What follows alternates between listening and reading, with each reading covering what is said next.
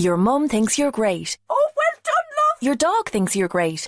And if your credit record is excellent, we think you're great too. Avantcard is now offering Ireland's lowest rate on loans over €20,000. If your credit score is great, improve your home, upgrade your car, have that dream wedding. The choice is yours. For more info, go to avantcard.ie. Limited time offer. Lending criteria, terms and conditions apply. New applications only. Information correct as of February 1st, 2019. See bonkers.ie. Avantcard DAC trading as Avantcard is regulated by the Central Bank of Ireland.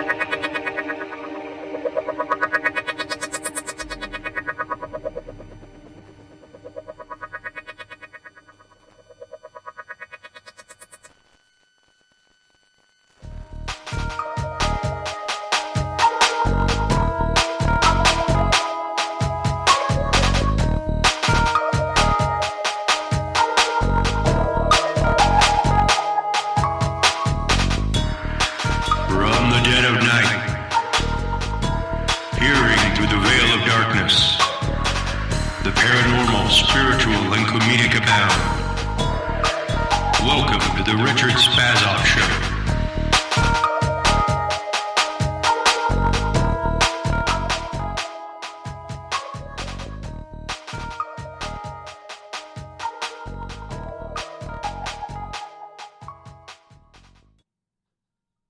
Welcome to the Richard Spasoff Show, brought to you by Audible.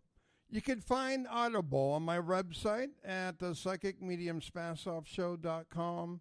Also, the Richard Spasoff Show podcast is a proud member of the HC Universal Network family of podcasts. And that podcast is available for you on Android and coming soon on iDevices. To get all the great stuff from the Richard Spasoff Show and more, check out the HC Universal Network family. I would also like to a big thank you to TalkStream Live for bringing us onto their website as well. Thank you, Tom and Bill, very much. And we have a commercial to play. Let's take a break for a minute.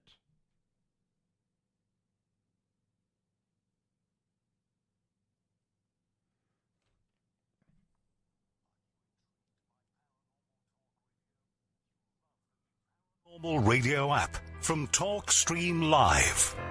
You'll find a great selection of talk shows covering UFOs, ghosts, strange phenomena, and much more. Download the Paranormal Radio app now and start listening to the very best in paranormal talk entertainment. The Paranormal Radio app, free in Google Play and the iOS App Store. Let's get this right. Let's play it one more time because I didn't have the sound on correctly.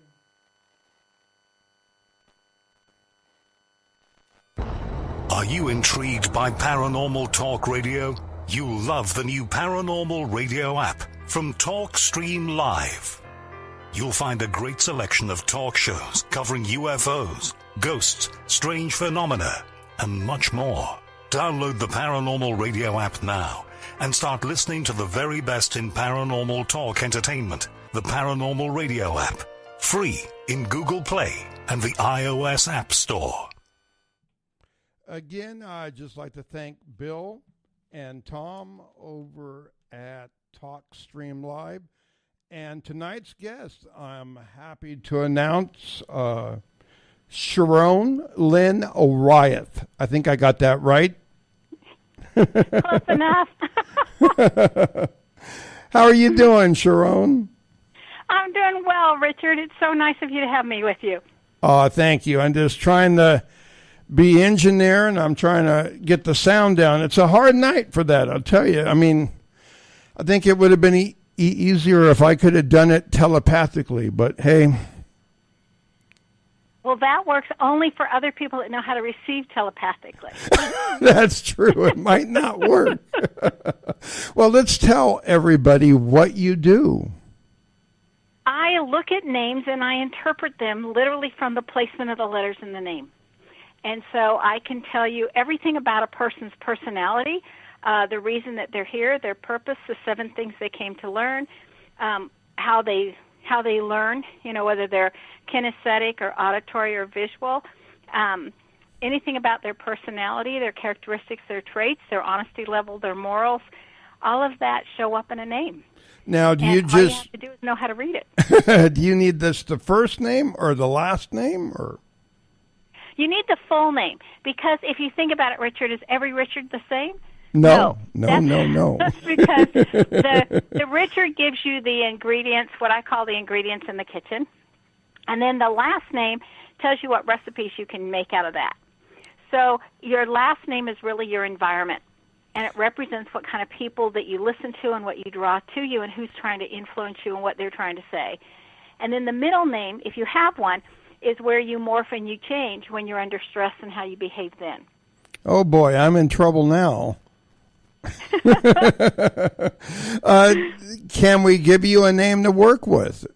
Sure. Okay, how about Gloria Grady? Okay. So is there anything in particular you'd like to know, or that you just like to know that she's overly cautious and helps everybody be changing and flexible and stuff? She has fairness issues. She wants the world to be fair. She can stand up for herself and for others. Very independent, very likable, but she's not going to change who she is to get liked. She's been taught that it's very important to have some kind of a foundational belief system that has ethics and morals attached to it, whether it's religion or just an ethical belief system, it doesn't matter. But she's got a lot of self-confidence. What would you like to know in particular? What you told me is exactly right. I mean, there's a lot. I've known her for 13 years. We're speaking about my girlfriend, but she didn't know I would mention her name tonight. So I'll be in the doghouse later on. But how did you start this? I was doing a seating chart at the beginning of the year when they give you the 150 students that you'd work with for the year. And as I started doing the seating chart for the fourth group, I realized that my brain was acting as if I already knew the kids. And so I thought, okay, my brain's picked up some kind of patterning. Now, my brain's thoroughly trained in patterns because I was a math major in college and I have my master's degree. And so I thought, okay, let me go back and see what my brain's doing, and let me put down my impression of everybody just from their name, because that's all I had. And so I wrote it all out, and then I put it away until winter break because I wanted to get to know the kids for who they were. And when I read it at winter break time, I was astonished by the accuracy. So then it was a question of how do I make what's unconscious conscious? And so I started with these big charts, and I really went about it by the scientific method, trial and error and looking for the patterns. And it took me 15 years to figure out all the patterns and all the nuances. And then I went and tested it in over 70 countries. I already had contacts because I was already speaking on other topics in different places. So I said, hey, let me come talk on this. So we went and tested it in over 70 countries and came back, and everybody said, where can we find out more? So I wrote the first book. And now there's 3 books out. And eventually there'll be 5 in the series before I quit. Oh, how do you? Okay, you have 3 books out, and then you're going to have 5 in the whole series. Where do you find the time to do this? You create time out of thin air. I'm very disciplined. I get up in the morning, and I do not turn on the phone. In fact, I turn it off at night, and I don't even come into the office. I get up, and I sit at the computer for 3 hours every morning, and then I come into the office and actually start my day. Wow. So I get up and write 3 hours first. That's quite a bit of work. I mean, that now, does any intuitiveness go into this, or is this more of a science? It's both. It's a combination, because I've always been intuitive, even as a child. And so I'm sure that comes to play in part in helping me see patterns maybe a little faster. But it's something that you can teach, and you can teach every bit of it. It doesn't take anybody to be intuitive to learn it. And in fact, when I went to trademark it, the Trademark Office of the United States, you have to put down how you got it and everything else. And they were the ones that said, in able to trademark it, I had to name it a science because of how I went about discovering it and creating it. So that's how you trademark it then. Okay. Yeah, so that's why it's called Namology Science instead of just Namology, because they insisted. Now, with all the names that are thrown at you, did you have to study a lot of these names prior, or how did that work? No, because you just look at the placement of the letters in the name. So once you know, like, for an example, the first letter in the first name is the first impression that you give. Okay? So, for an example, if I know right away that you're R and anybody's name who starts with an R, that they got a rebellious streak. They do not want to be told what to do. They can be asked, but don't tell. And that truth is very, very important to them. That's true. They don't like it when people lie.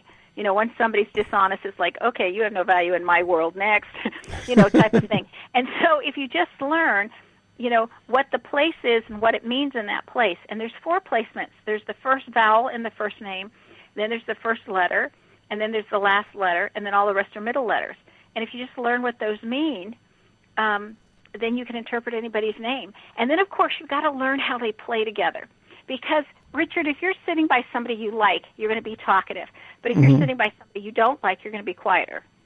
Yeah. Okay? And so you've got to learn how the letters like each other.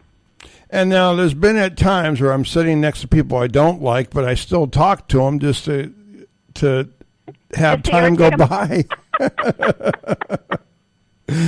Oh, it's amazing to know how much is in a name. Do you enjoy giving people these readings? Yes, because I find that they're very valuable to people. It literally lets them know why they're doing certain things they do and how you can raise your vibration or raise, what you're doing to the higher levels, because every name has challenges and every name has gifts. And we can use our gifts to overcome our challenges. And the 7 reasons why we're here, what I call the overarching umbrella of why we're here, and then there's 7 counterparts in there that we're supposed to learn. And the coolest thing, Richard, is that even in the name is our answers, like how we are to go about it. What's the easiest way to solve our problems? So I jokingly say that anything you'd want to know about somebody from the bedroom to the boardroom is sitting in their name if you know how to read it. Well, okay, going back to the bedroom right away, but how would you how would you tell the person to raise their vibrational level then? Okay, for an example, in your name, it says that you have a tendency to do things the hard way and able to improve your memory. Okay. Okay? And that's the reason why you do things the hard way. Because if they come too easily, the next time around, you go, oh, how did I do that last time? And then you spend so much time trying to recall how you did it last time that was easy that you could have already gotten it done. So if you make it a little harder to do, then you remember, oh, I remember how I did that last time, because you remember the hard parts. And so instead of doing that, you create a how-to book for yourself. And when something comes really easily to do, you write on a page how to do whatever it is, and then you tell yourself how you did it. So the next time it comes around, be it months later or years later, you can look it back up and go, yeah, that's how I did it. It was really easy.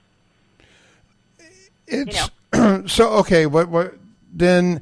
You're saying for me, if I could remember something in a hard way, you're right. But how would you explain that then? Like your name, it was. I guess I was under some pressure to remember how to pronounce your name, correct? Yeah, yes, that could be if you wanted to make it that way. Or yeah, because it's a different name. Yeah, or it has like a kind of like a French kind of smooth tone to it. Well, that's a nice way of saying it. I just look at. I really liked it when the Nat came out with their #1 song in 1989, which was called My Sharona. So when they did that, I thought, oh, good, now everybody can say my name, just drop the A, you know?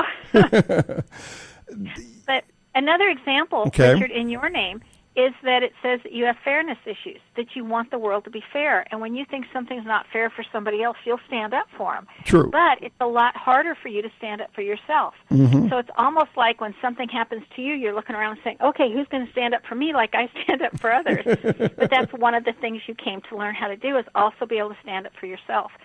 So, and able to do that, if you could pretend like you're standing up for somebody else, even if you have to talk about yourself in the third person, and you can just pretend like you're standing up for somebody else, but it's really you, then you can learn how to do that for yourself, just like you're so good at doing it for others.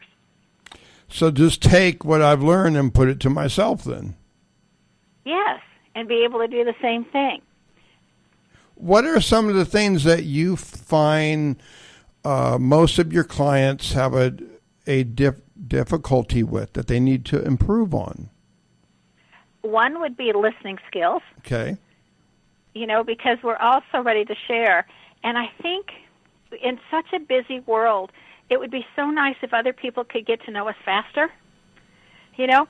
And so I think that's why we're so willing to share, that we almost interrupt or jump in or, you know, over-contribute. And we're not listening for what's really going on with that person and really engaging and keeping it all about them.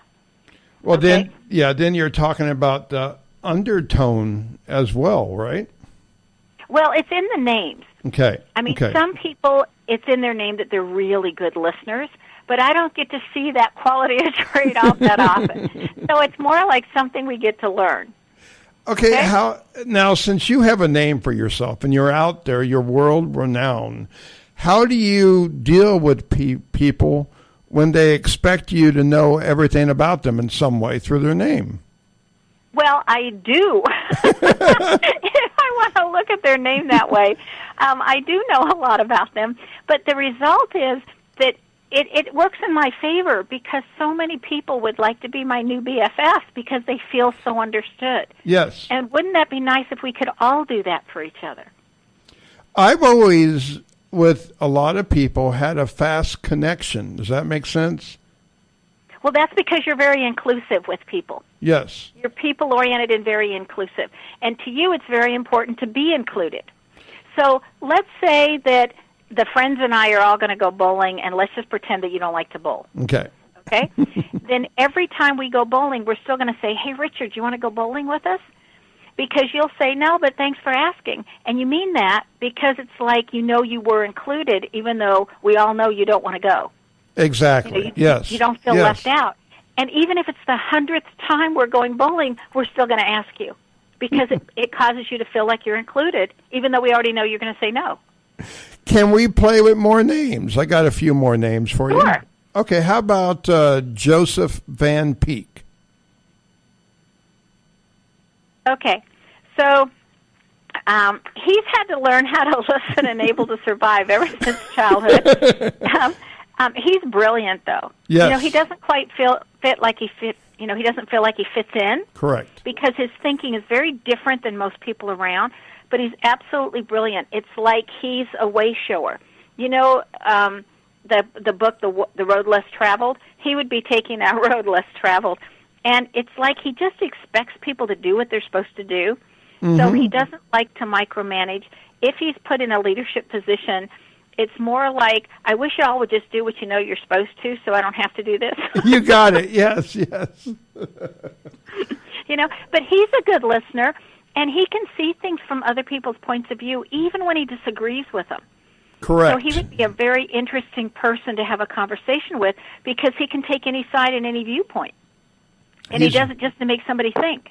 Correct. He's a guy that lost his home, though. And oh, bless his heart. Yeah, you're describing him very much. He doesn't even, I don't know if he's tuned in tonight, but if he is, hello, Joe. And thank you, Sharon, for reading him. Yeah. He's been having, in fact, he moved in with another friend of mine that is an older lady, about 93 years old. I'm not going to say he's the caregiver, but they both more of a companion type deal where she doesn't have to be by herself.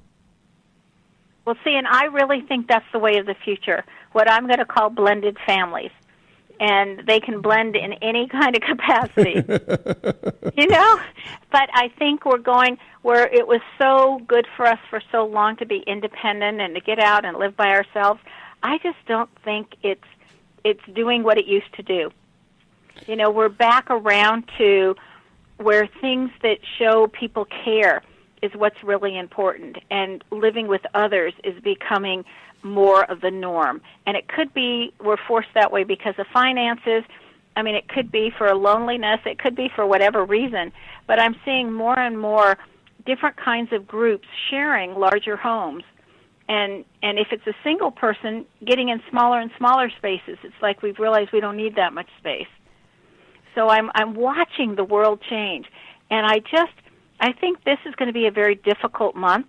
I mean, I've done so many name readings that after a while you can see timing in a name. And I just think for the majority of people, this will be a more challenging month. And I hope everybody's very careful out on the roads and driving this month. Very much so, yeah. It's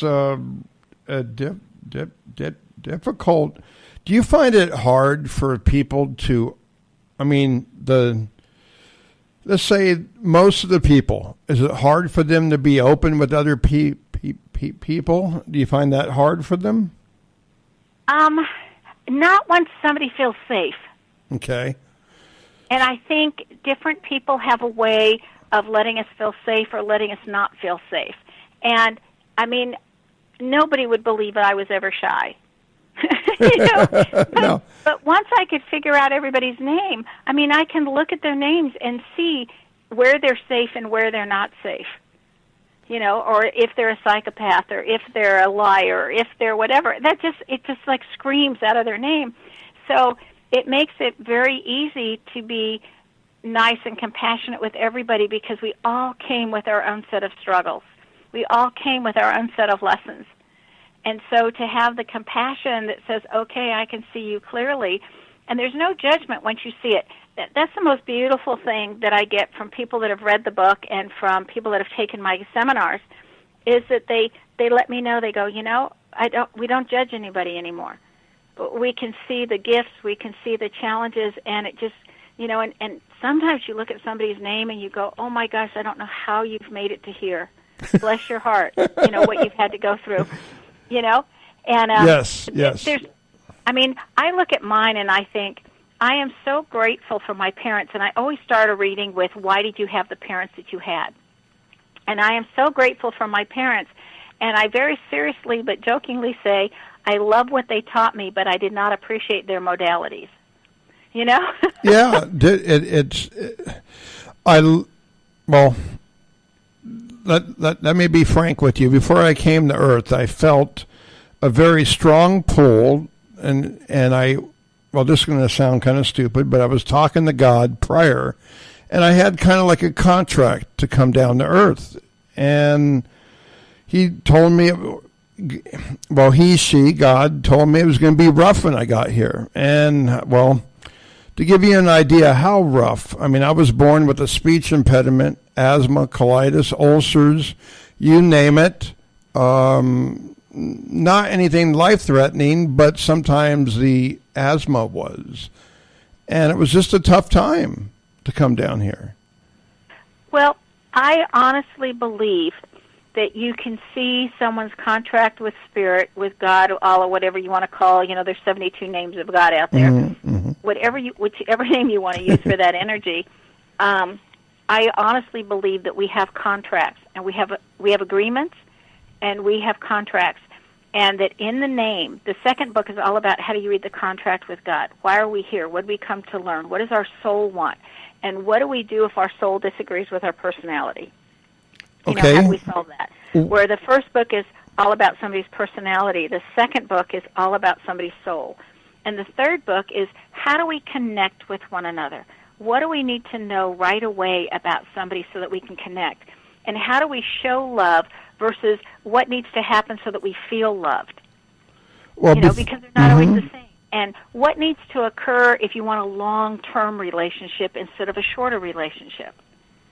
You know, I mean, it's all how do you connect on so many different levels, like even down to what kind of gifts somebody would like.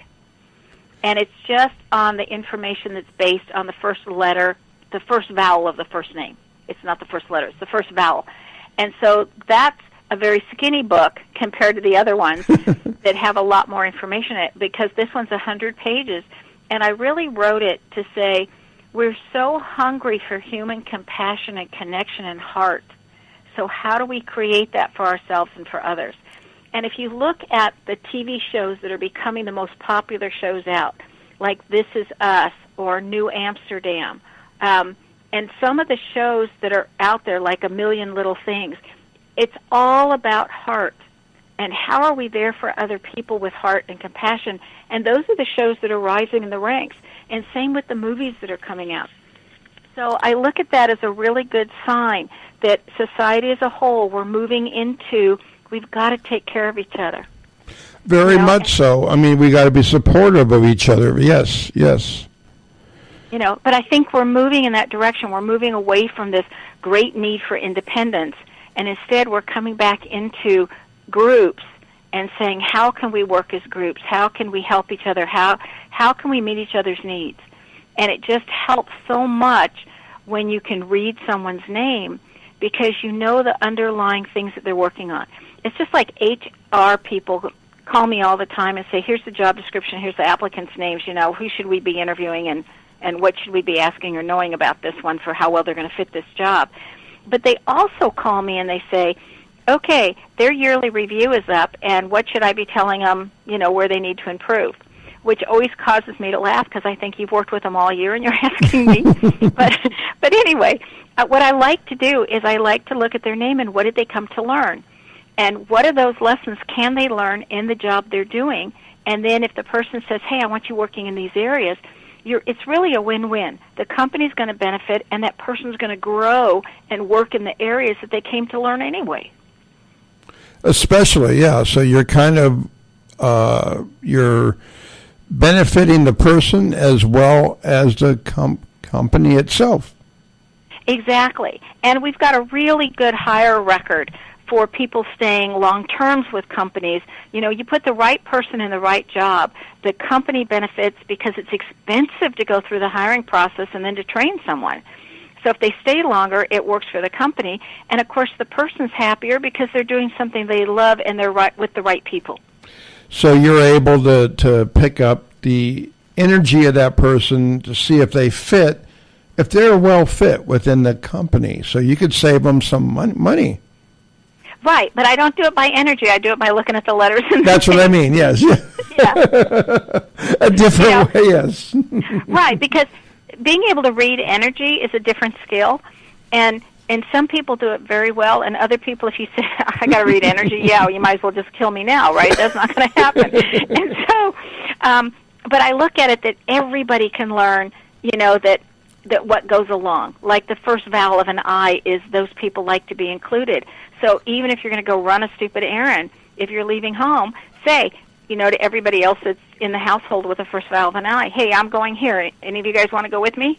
To know that they all could if they wanted to. To always include. And the little things like that. Just like if there's a first vowel of an E, they like touch. So if you're living with somebody with the first vowel in E and you walk by or you're talking to them, you put your hand on their shoulder or you tap them as you're walking by or whatever, because those people like touch. Yes. Where other people would go squirmy, if you do that. And so just to know the little things that are all covered in the third book, just to enhance relationships and treat people as they would like to be treated. There's that saying, do unto others as you want them to do unto you. Mm-hmm. And I think, hey, what I enjoy, it could be polar opposite to what somebody else enjoys. I want to do unto others as, the platinum rule instead of the golden rule, as they want to be done unto. Goes back, exactly. You want to treat people with the kindness and respect and guide them so that give them some hints on how they could be better people. Well, what's really cool, Richard, is once somebody gets a name reading and we go through why they had their parents and what they learned and what they would have missed in life had they not had those parents, and then what they came to do. So in the first half-hour reading anybody has with me, that's what I cover. Okay. And what are the 7 things that you've come to learn, and what does your name say the easiest way to get that done is? Because the name doesn't leave us out there hanging and then says, well, here they are, good luck, So, and that's what I can cover in a half hour, and it just empowers people. It's like it sets them on direction, and so often I will hear things like, I've always wanted to do that, and I got pushed or guided into this other direction, but I've always wanted to go this way. And then, or other people, they'll say, like, what career would be good for me in my name? And I'll tell them, and they'll go, wow, that's my hobby. And I think, make it your career. It's like, and it explains so much. It's just like, okay, like people that have a D in their name, like you have a D in your name, but a lot of people have Ds in their name. I don't have any. Okay, but the people with a D in the name, they need to have clutter somewhere. Clutter, because that's what gets the brain going. Okay, they need to have clutter. It's like if everything is too clean, too neat, too perfect, then it's like, how do I get my brain started? Like, where's the key to the ignition of my brain? But if I can look at clutter, and then I can start thinking, how would I clean that up? It's like that's the key that starts the brain, and then I don't even have to deal with the clutter, but now the car's running, the brain's running, so now we can be, focused on other things. And if people realize why they have clutter, then they don't need so much clutter, and they stop beating themselves up that they can't seem to get rid of the clutter, because even when it's nice and clean, then pretty soon there's a clutter spot again. So you kind of help them recognize what is going on within them so that they could deal with it. And they stop judging themselves. Yes. It's like we don't need negative self-talk. The world gives us enough of it. We don't need exactly, yes. Now, before we continue, let's go for a break. But before we do, let's get your website and all the information on where they can find your books and stuff like that. Well, the website is knowthename.com. And at knowthename.com, there's a link to my other website, which is just 70 pages of information about names when you can't get enough. But on the main website, knowthename.com, there's media things that they can listen to. There's they can get the books. The least expensive place that they're sold anywhere is off the website. They can get a seminar. They can join in person, online, or self-taught off the discs. It's like, which is your learning style? I offer it every single way because I was in education for 40 years. And so it's like, how do you need it? It's provided because I really want to get this information out there. And there's also a place where you can sign up and get the first chapter in the first book absolutely free. Fantastic. Well, let's take a break, Sharon, and we'll be right back after this brief message. Paranormal Talk Radio. You'll love the new Paranormal Radio app from TalkStream Live. You'll find a great selection of talk shows covering UFOs, ghosts, strange phenomena, and much more. Download the Paranormal Radio app now and start listening to the very best in paranormal talk entertainment. The Paranormal Radio app, free in Google Play and the iOS App Store. I also like to thank TalkStream Live Radio and HC Universal Network. And again, you're listening to the Richard Spasoff Show with our guest, Sharon Lynn Wyeth. Hello there. Hi. You said it perfectly. Yahoo! I tell you, I don't know. There's so many things to do when you're in this little studio. It's I feel like I'm in a little jail, but hey, what could I say? We're out in the world right now, and I'm having fun speaking with you. Well, thank you. Same here. What else would you like to know? Well, okay, to begin with, we were talking about people's souls when they don't match. Can you explain a little bit more about that? Well, sometimes the soul will say, I want you to learn ABC, and the personality says, that sounds boring, or that sounds hard. I think I'm going to go over here and do LMNOP instead. Okay? And so the name literally says how to get the job done, how to conquer ABC quickly and efficiently so that you've completed that piece of your contract, and then you can go play over there with the other letters. But it's we all come down with a contract of certain things that we've wanted to learn. And we have until age 21 to remember what we've already learned as a soul prior to coming into this world. Okay? So it's kind of like we get this blank slate when we first come in. And then we're given until age 21 to fill up that blank slate with the learnings that we've already accrued. So as of our 21st birthday, we're now learning new things. Okay, why age 21?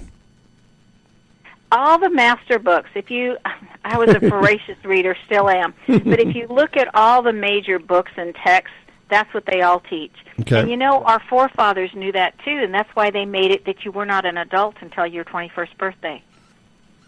Now, that has changed because a lot of states now are 18 because people said, hey, if I'm old enough to go to war and die for my country, I ought to be old enough to vote for my country. Okay? Exactly. Yes. But our forefathers put it at 21 because they understood the teachings and they were very well read of ancient sources and major writings that you have until age 21 to relearn that which you already knew before you got here. So that's when the stopping point is. I mean, when the beginning point, not the stopping point. But yeah, the starting point of new knowledge. And so you look at things and you think, wow, look at how fast or how much these guys have crammed into their lives. And then you look at other people and you say they're taking their nice, sweet time. I mean, I look at it that like I was teaching in a classroom. I'd already graduated. I already had my teaching credential from college. I was teaching in a public school system when I had my 21st birthday because I got hired when I was 20. Okay? So I crammed all these life experiences in there, and other people took it really nice and gentle, and other people made me look like I was slow. And so it's like, how much did they know before they came that they've got to remember as they're coming through? And then those people just pack their lives full to get to that age 21 where they're they're building now on what they've already learned before.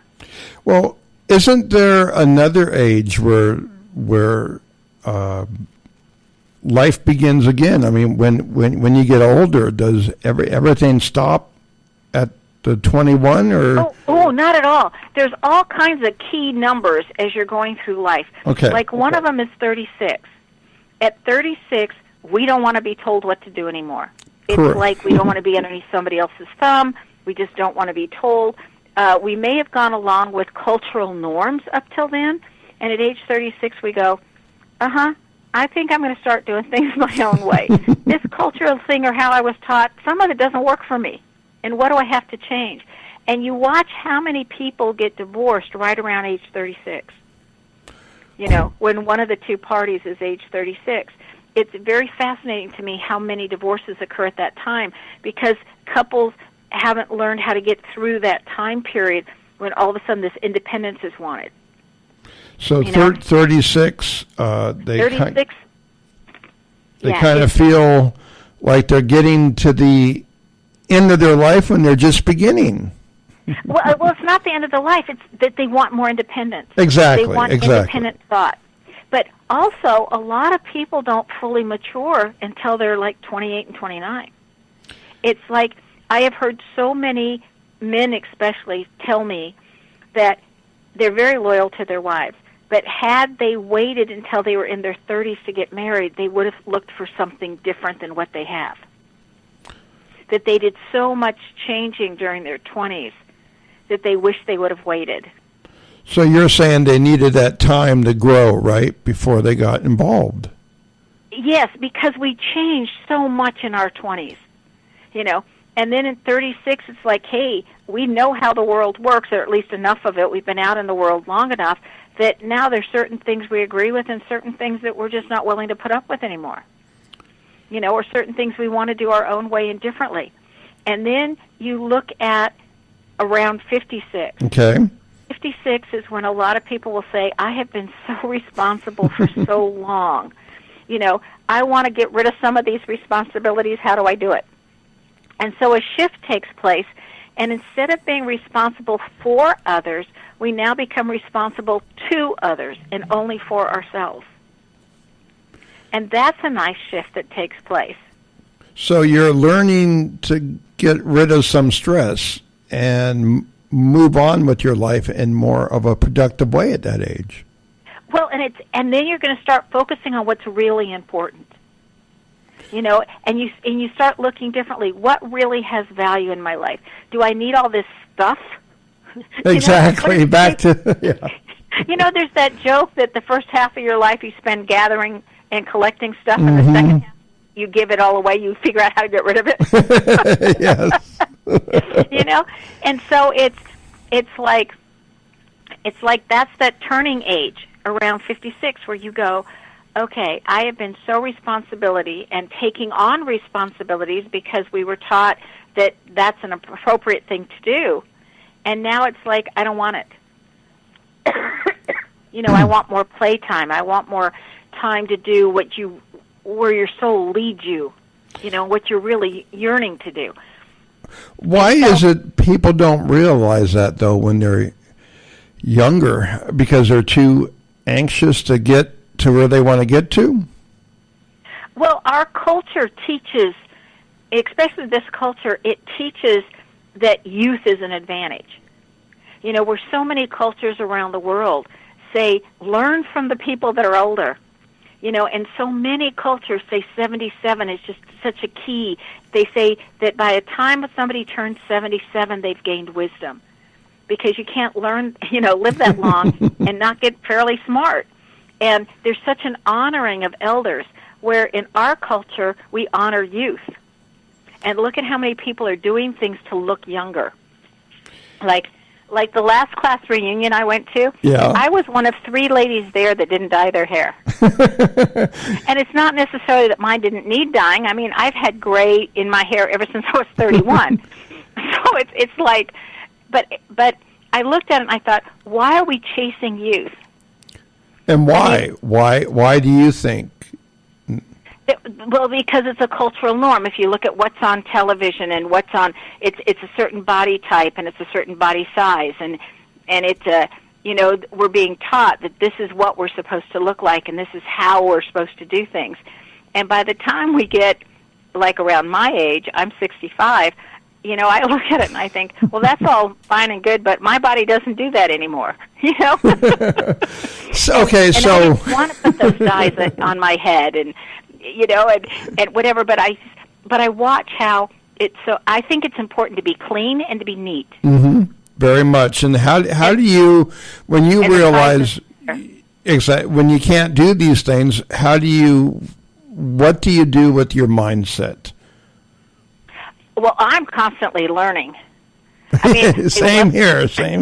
Yeah. I love knowledge. I love having discussions with people that disagree with me or that have a different point of view, because it's like, how did you get there? And what was your thinking method? And what can I learn from this? And how can I expand my own way of thinking because of this? It's just that my life has changed so much about a year ago in the sense of breathing issues due to I got stuck in a flood over in New Orleans, in that area. Lost everything I had. And anyways, I got my lungs pretty bad shape. Now I still I exercise a lot. I was a dance choreographer for many years. I still able to run, even though I can't breathe. I mean, but the rest of the body works fine. Exactly. Well, no. Then the allergies come in, and the sensitivities to the environment. It goes on and on. I mean, it's hard to work with your body when it doesn't want to do what you want to do. And I think a lot of that is because by the time you hit towards our age, we have mindsets, and the mindsets and our body reacts to it.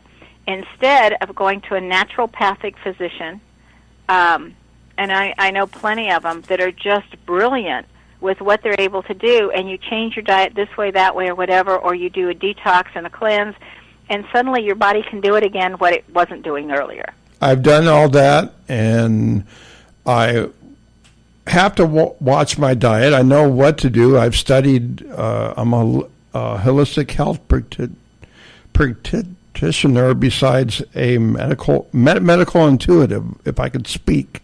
But I'm very aware of what's going on in that sense. And I know sometimes a lot of people seem to push bad food in them, even though they should not. But they do it because it's a comfort zone. Or it's easy. Or it's cheap. Mm-hmm. Fast. Which in the long run doesn't help, right? Well, and it doesn't. And I so wish that we had good soil and non-GMOs and, good foods like we used to when we were kids. And I think today it's harder and harder to make sure you get that unless you're growing it your own or going to the farmer's market, and our bodies are reacting. Very much so, yes, really important is just as much as it's important to accept your personality for what it is, even as you're constantly working on improving yourself. I think it's very important to accept our bodies for what they are, and just say, well, isn't it interesting how the body does this? Or isn't it interesting how this is occurring in the body? Exactly. Yeah. Yes. And so, and I look at that, and I think it's so important, though, to keep going and to keep learning with our minds, and to keep loving and coming from a loving space. And I think it becomes even more challenging as you're older because you've had more opportunities, having lived longer, to have been hurt, to have your heart broken, to have been sabotaged by others, to whatever, to have had all those life experiences that can cause you to want to shut down. And how brave it takes to stay open and be able to keep going forward and keep coming from love. And that's what I think the beauty of being able to read a name is is that you realize this is where the person is on their path, and this is what they came to learn. And some of us do it the hard way, and some of us do it the easier way. But it's whatever we need to make sure that we get the learning done. You brought up a good point, and then my brain went blank. I mean, what's going on? I didn't want to interrupt you, and my brain just goes dead. I mean, geez.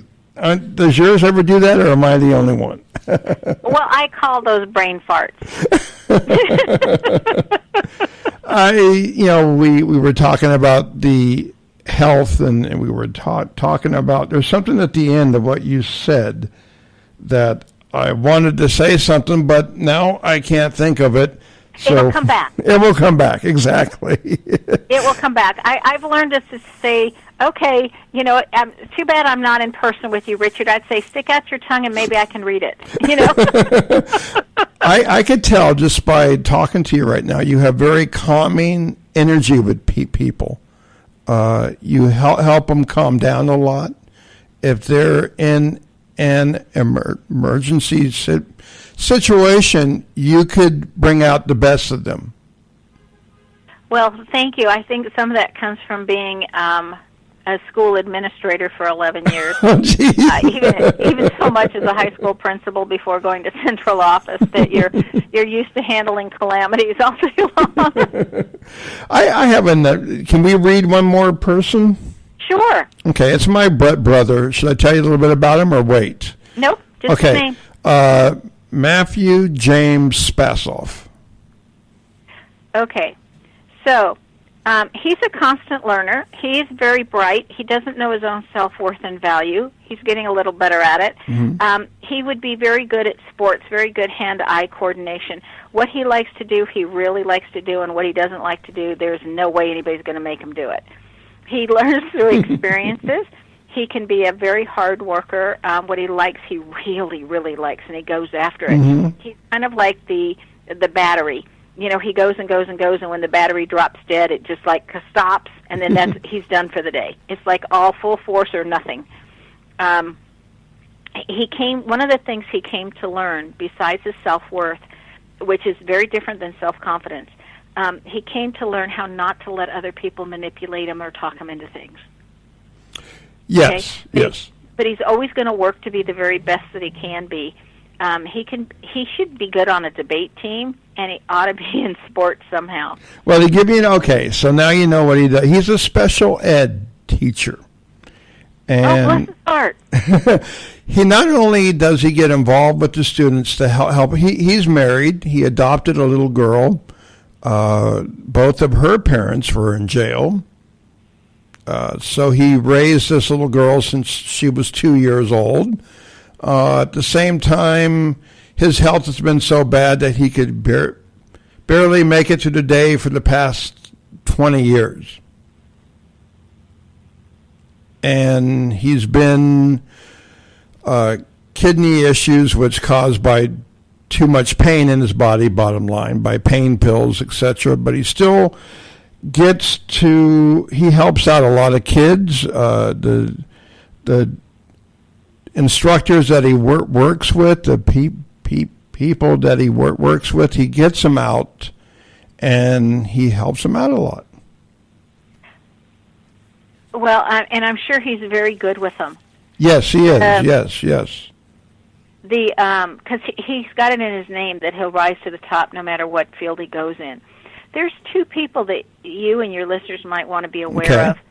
There's, I call her an angel on earth, and her name is Susan Klopstein. Okay. And she's a medical intuitive, but she has the ability to go back through all time and space, see the originating cause of whatever's in your body now, and it's like she plucks it from then, rips it all the way through time and space, and then with her prayer work has it dissipate and go away. And so things that have been in your family lineage or you've had for years, suddenly they're gone. And then it's just amazing what she does. I don't know anybody else who quite does it what she does. And then the other one is Rhonda Reinke, and she works with different machines. Some are biofeedback, some are, anyway, they have all kinds of fancy names. Mm-hmm. And she literally puts you using a math vector, without getting into details of the science of it, sticks your information into the machine. The machine then talks to your body. Your body says, this is what's wrong and this is where I need my vibration, restored. Because when you come in to the earth, you have a vibration when you're born. And so they anchor you with that vibration. And so this machine goes back and says, this is the vibration the body likes. And so what it does is it raises, with talking with your body, it raises the vibration or the energy level of the body above where it needs to be, so that the vibrational energy of whatever the illness is drops out, because it can't raise to that, vibration. Right. And then after the disease drops out, then they lower the body's vibration rate back down again to what's normal and healthy for that body, and therefore it becomes disease-free. So they train the person, in other words, they to keep... do it for them. Okay, they do it for them. Mm-hmm. Yes, but I think that's why, like when I go square dancing and when I go to different places, everybody always thinks that I'm 10 to 15 years younger than I am, and they always say, because I've got so much energy. But I've worked with both of those ladies for so long that if something was going to go wrong in my body, they'd be the first ones to go, let's go get that. For me, it's like I work on my breathing every day, and I get myself at a pace through the nose and out through the mouth, and then I do the praying and get myself to calm down. Yeah, and Do you do Leonard Orr's breathing techniques?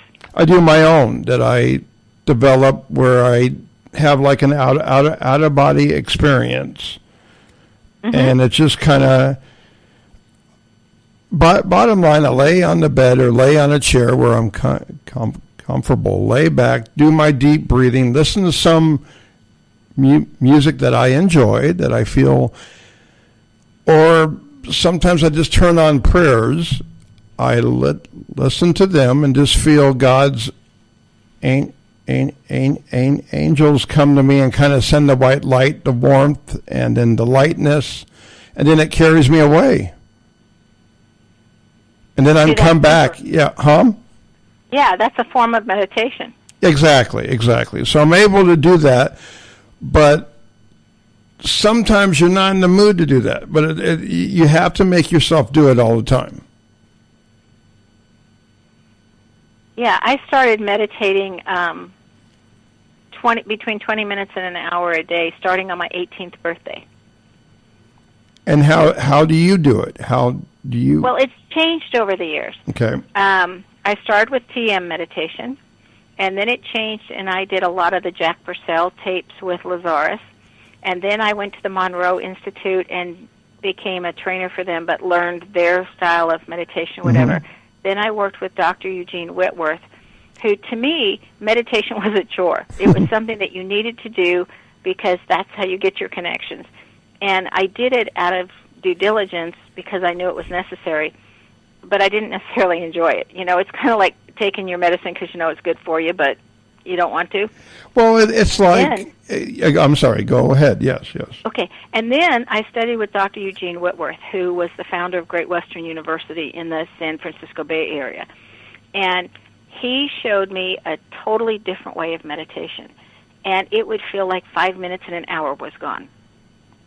And so that's what I've continued to practice ever since I did my training with him. And I did my training with him in the 1990s.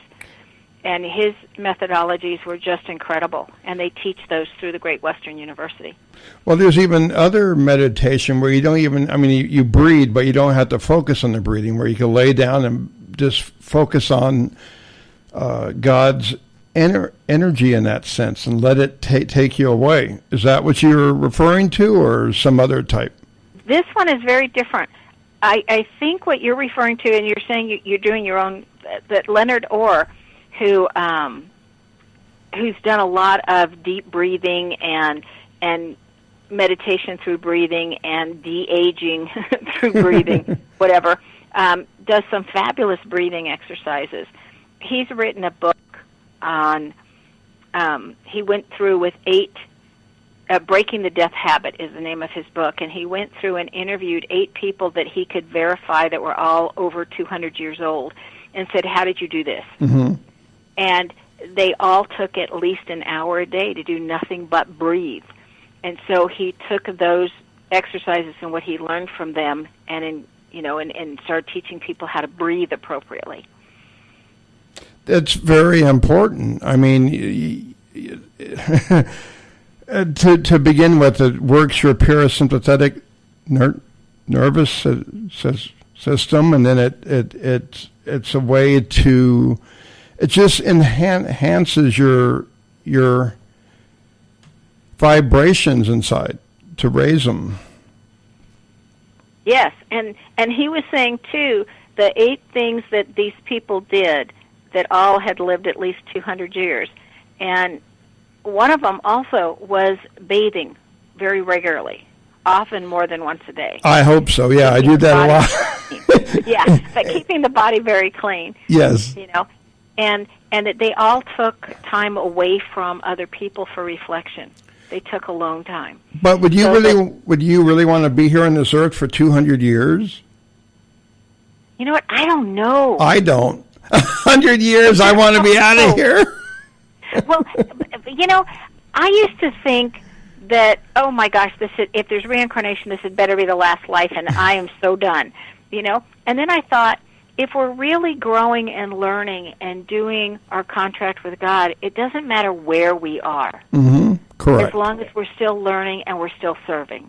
And once my attitude shifted in that regard, then I look at it and I think, it doesn't matter where I'm at, whether I'm here, whether I'm somewhere else, it doesn't matter, as long as we're learning, growing, and loving. Very much. And there's so much we could talk about, but we're kind of closing up right now. Always open up towards the end. I don't know, but why don't we get your website again so people could find you? It's knowthename.com, and if you're interested in learning how to interpret a name, the first book, Know the Name, Know the Person, is all about the personality and how to interpret that. The second book is Know the Name, Know the Spirit, and that's why we're here and what we came to learn and how do you figure that out in the name. And then the third book is Know the Name, Know How to Connect. And that one's a short one, but a highly powerful one, if you just want to touch your toe in and see what it's all about, and it can really enhance your relationship. Well, Sharon, I really, really appreciate you being here tonight, and thank you so much. Thank you, Richard. It was really nice of you to include me with your other guests. Yes, you were part of the guests. That's right. Thank you again, and sweet dreams. Thank you for being here. Good night. Good night. Okay, everybody. You're listening to the Richard Spasoff Show. That was Sharon Lynn Wyeth. We'll be right back after this brief segue here.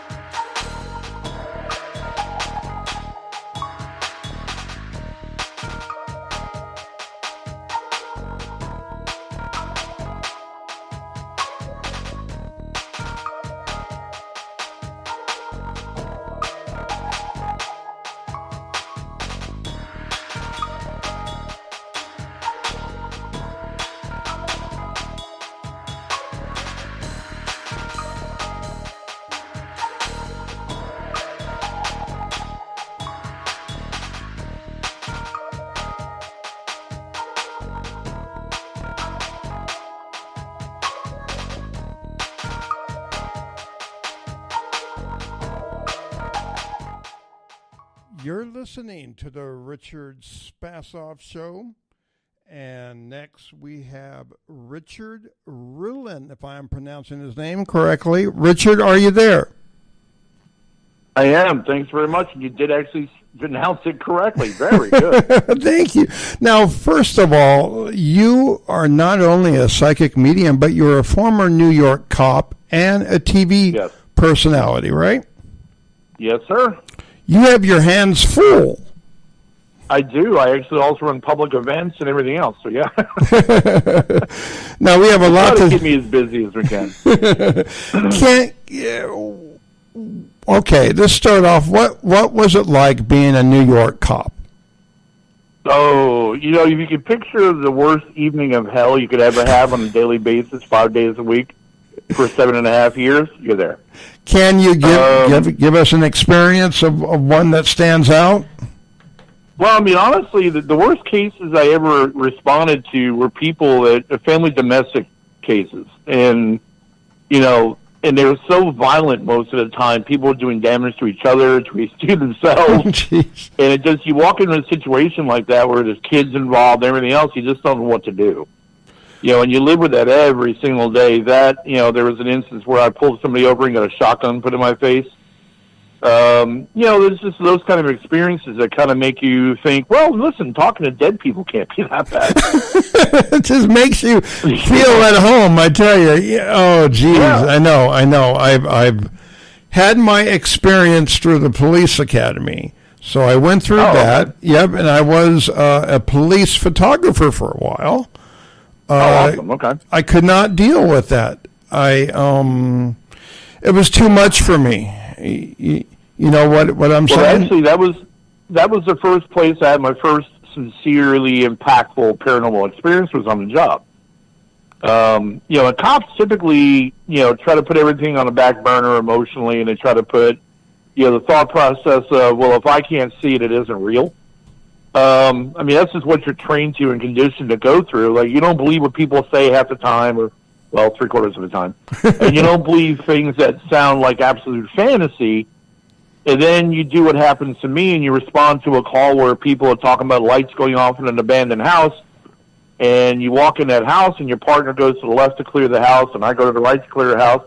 And I go into one room, and standing in front of me is about a 6-foot-tall, translucent individual that when I draw my weapon up, disappears. And now write that into a police report. Not easy. They even went as far as doing a psych eval and all of that. I'm like, dude, listen, I have never had that experience before, but that was legitimate. And I'd stack in a stack of Bibles in a heartbeat, do a lie detector test, whatever you need to know and put me on, I would do just to be able to show you how realistic it was. So your gun just disappeared? No, not my gun. The guy. I had my weapon drawn, and I was clearing the room to the right. I creased the doorway of a room, and then right in front of me, about 3 feet away, is about a 6-foot-tall gentleman who was translucent. Okay. And when I went to go give a voice command, he disappeared. Do you think it was a ghost, or do you think it was a real person? Oh, no, it was a ghost. Okay. Ooh. It was a ghost. I mean, the guy was absolutely translucent. Unless he's really super thin, that's not happening. So, how did you, was anybody with you at the time? Just my partner, but he was clearing the house to the left. So he didn't see I yelled for him. Well, I yelled for him to come into the room, and I'm like, dude, go check out the other half of this room, go check out the entryway to that bathroom. I need to know if somebody's in here, because what just happened to me is absolutely freaking ridiculous. So I need to go check that out for me, and nobody was in there. So, yeah, writing it up in the report was rather interesting. What did they say? What did your boss say? He honestly sat me down. I was on a job at that point 3.5 years, and I had a great record, and I had an outstanding record, and he sat me down and he said, "I've always known you to be an absolutely clear-headed guy." I'm like, okay. I said, we're talking about the ghost thing again, right? And he's like, well, yeah. Because he said, I've got to tell you, honestly, I believe you because I've had experiences happen to me in the field as well before I took a chair. So he said, I want to let you know I'm absolutely supporting you on this, but I just need to know if you're confident in what you saw. I'm like, I had to be, because the room ended to a bathroom. There's no other exit to the room. And when I brought my partner in, he went and cleared the rest of the section of that room, including the bathroom, and there was nobody in there. So the guy didn't get by me.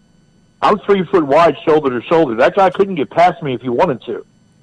So, so I got past that part of it. But it was such a traumatic paranormal experience for me that it just really set me off in the direction of I need to find answers to the question. Okay, why do you think that spirit was there? Honestly, there's several takes you can have on it. Okay. I have avoided and had, blasé so many experiences prior to that, because being a psychic medium, you're born with that.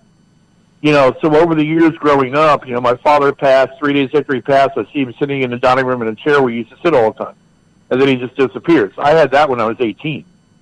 So I've had experiences, but, I always just kind of push them off to, nah, that's crazy. Nah, that. So you get to that point where eventually something is going to show you that you're not crazy, that it is legitimate, that it is real, that there is life after death, and I'm going to show you how. And then, bam, something like that happens, and you cannot, you can't debunk and say, oh, maybe I was tired. Maybe, I just had gotten on shift. And, so I wasn't tired. I mean, my God, I already had a half a gallon of coffee by that point. Now, so didn't you, what did you feel from this spirit? Evil, good? No, just, besides the shock, okay, there was nothing there. He just stared at me, and then he just disappeared. So there was no transference of emotional energy or anything. He just stared at me and then just disappeared. No, and that was probably one of the most ominous sights I've ever seen. It was great. But you had no idea who that spirit was or why he was there or any of that stuff. No. Do you still wonder who he was? Yeah.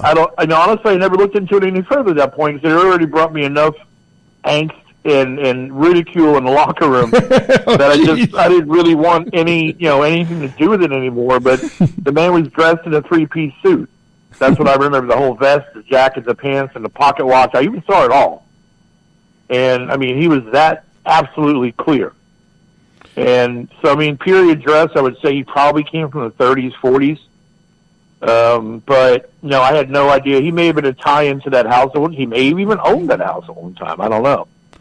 But that's what was going on in the house. That's why we were called, because the balls of spirit energy that were lighting up in the house, where people were seeing those lights go on and off. It wasn't lights. Yes. It was actually the spiritual energy lighting the building. That's amazing. What you experienced, but then you went through that ridicule. How long did it take you to live? Didn't anybody believe you? Anybody? Oh, yeah, a couple of guys did, because, in the honest reality of it is there's a lot of guys that they've had their own experiences, too. They just don't talk about it. Okay. But it's really funny that when you have one that becomes public, right? Yes. And then all of a sudden they're all kind of comfortable coming, hey, man, listen, I understand what you went through, man. I went into this building one day to answer a call about a burglary alarm. So to go through all of those things, once they feel it's comfortable to talk to another, it's amazing about the paranormal. Once people think that they can be comfortably conversating with you about the paranormal, they open up like floodgates. Yeah, exactly. And that's exactly how it was on the job. And they thankfully were not the guys that were ripping me. It was the guys that never had that experience are the ones that were ripping me. Do you think they were ripping you because they were scared, or you think they were just jerks? What do you? Well, no, they were just jerks. I actually found in skeptics are those kind of people that, when they have not. The only thing that keeps a skeptic from being a believer in my book is they've never had that traumatic paranormal experience that'll shake you to your boots. Correct. When you have that, you are no longer at all a skeptic. You have to be a believer. Your brain is either going to say you're a believer or you're freaking crazy. Exactly, yeah. So, Well, what made admit to the latter? Exactly. No, we don't want the. Yeah, we don't want the Bellevue 5150. So. No. When did you know you were a psychic medium? All your life, of course. But when did you? Yeah. I come to understand it a lot more after my dad passed. Okay. I was 18. You see things, you hear things in your house as a kid. Everybody kind of brushes it off because nobody wants to believe it, and so you kind of pass it off as no, that's not going to happen, and no, that's not real. But like I said, my father had passed away. In his dining room, he had one particular chair he sat in. When he passed, 3 days later, I was laying on the floor watching TV, but I could see his dining room very clearly. It was only about 10 feet away. And right in front of my face, he's sitting in his chair just looking at me. And then he smiles, and he's gone. I'm like, oh, okay, maybe I need to go to bed. Maybe it's just exhaustion. Maybe it's, it's a very traumatic time for a young guy 3 days after his dad passes, But he was a very, very heavy smoker. He was a 3-pack a day, chain smoking guy, Camel non-filtered, like the worst cigarette in the world you could smoke. And he had, he's a military guy. So we had about 12 or 13 little tiny ashtrays all over the house in certain places. Now, you can pick them up and clean them, but you need to put them back where they were. Okay. That was just his rule. Okay.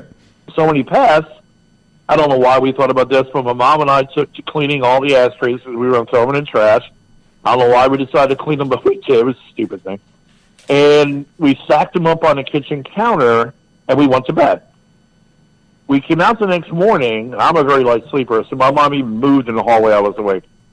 So when we came out the next morning, they're all back exactly where they used to be. Oh, boy. So that was a sign. That was a sign. No, that was a sign. Oh, absolutely. The first time I realized that they could communicate with me telepathically as clairaudience, because I'm also a clairaudient, is I was doing an investigation. This is almost 15 years ago. And we were doing a residential investigation. Lady has some really outstanding claims. And I don't ever discount anybody's claims. We just go and we find out for ourselves. Mm-hmm. So we were in this house during the daytime. I was doing about a midday walkthrough with one crew member of mine. And because I don't ever go into a house with no offense to female by myself. Yeah, no, I don't blame you. Yeah. Yeah, no. So we we went to the house and we were doing a walkthrough, and I had a digital recorder in my hand. And as we were walking through, we were just trying to see if we were able to pick up anything at all. But I could tell there was a lot of energy in the house. Some of it was negative, and we were coming to her master bedroom. And, my one guy, I could hear him just kind of looking around the room. I could hear him walking. And she asked, the homeowner asked me a question. She said, why do they stay here? And it was an easy answer to that question I had. It was a very simple question. And I went to go say, well, why it is. And then there was this blank pause in my brain.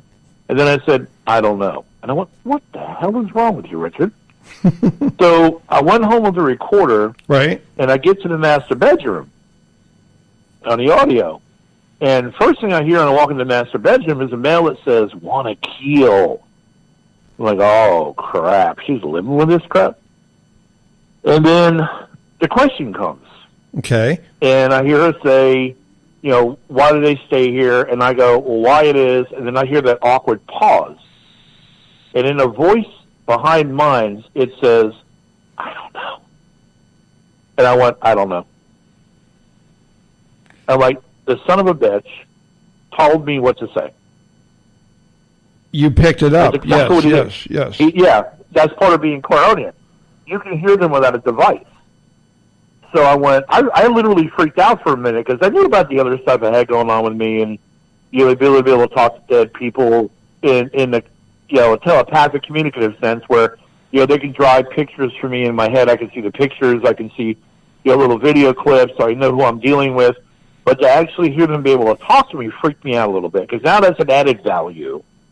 You put on top of everything else, that's an added value for me, but it freaked me out for a moment. I had to literally sit down, pull the earbuds out, and went, oh, my God, what the hell did I just hear? I think that would freak anybody out, yes. Even when we know the spirits are there, and I hear them as well, and I see them, feel them, etc., as you do. Right. And even if we hear them in our head and they're strong or feel them, it still freaks me out sometimes. Sometimes. It depends on how good the connection is. Yes. Because I do readings for people. I do private readings. I don't do group readings, and I don't ever charge anybody for a reading either. I always felt that if somebody comes to me needing help from a dead loved one who needs to know something, and there's a message for them, I just tell them I don't charge them either. I'm the same way, Richard. Yeah, I can't do that to somebody that is going through pain. I just can't. Of course. You just want to help them. Exactly. I mean, I believe that's the reason why we're given those gifts. Because, not to get preachy, but God talks about talents. No, let's get preachy. I know exactly, yes. You know what I'm saying? So when you have those talents and abilities, going in there for a paycheck, it's not exactly what those were intended for. They were intended to help people. Exactly, yes. Yeah, and to make them feel better, to confirm what is going on. Yeah. So when I do like public tours with smaller groups, I get all kinds of messages thrown at me. I kind of decipher who it belongs to, and I talk to them privately because I don't believe in putting people's lives on public, display. So we'll have a private conversation. But I've been asked time and time again to do group readings. I'm like, no. Why not? Because here's the real math of it, and I've had a guy actually decipher the math. It comes down to, for every living human being, there are approximately 50 entities. So now let's talk about a room that's got 20 people in it. Now you're talking about 1,000 people. 1,000 dead people. How are you going to decipher through that accurately? Exactly. Plus, I mean, you're talking about a lot of connections and many different types of energy that you have to discern the spirits with. And some of the energy is not even human in that sense. No. Yeah, it's hard. It wears me out. I mean, I don't know what it does to you, but I get the paranormal hangover every time I do one. I mean, it just literally. I call it the paranormal hangover. It's just, you get drained so much reading people and helping people that they don't understand how drained you get. You get tired, yeah. And then you get hungry afterwards. Oh yes, I call it hangry. And that's why I say every time we do an investigation. Or we do, I do a public tour where I've actually read some people, given them some help, some messages. Man, I got to go to a flipping Waffle House. I know. It means a lot. That's the rule of our team. Our team is like, we go out to an investigation or do a public tour, Waffle House better be in the area. Or the House of Pancakes, right? One of those. We don't have any of those here. Oh, okay. I mean, we've got like one or two of them. But it's just like the horrible, and it's just no good. So Waffle House is always a staple. Well, what is the most? See, exactly, I'm the same way. What's the most memorable experience, would you say, paranormal wise, that sticks with you? Oh, memorable. Well, I mean, honestly, with me, there are two demonic. Okay. Two demonic approaches that were, they hit me up. And people got to stop thinking everything's a freaking demon. Because it's not. But I was in Hales Bar Dam here in Chattanooga, Tennessee. And it is probably the number 2 most haunted location in the Southeast.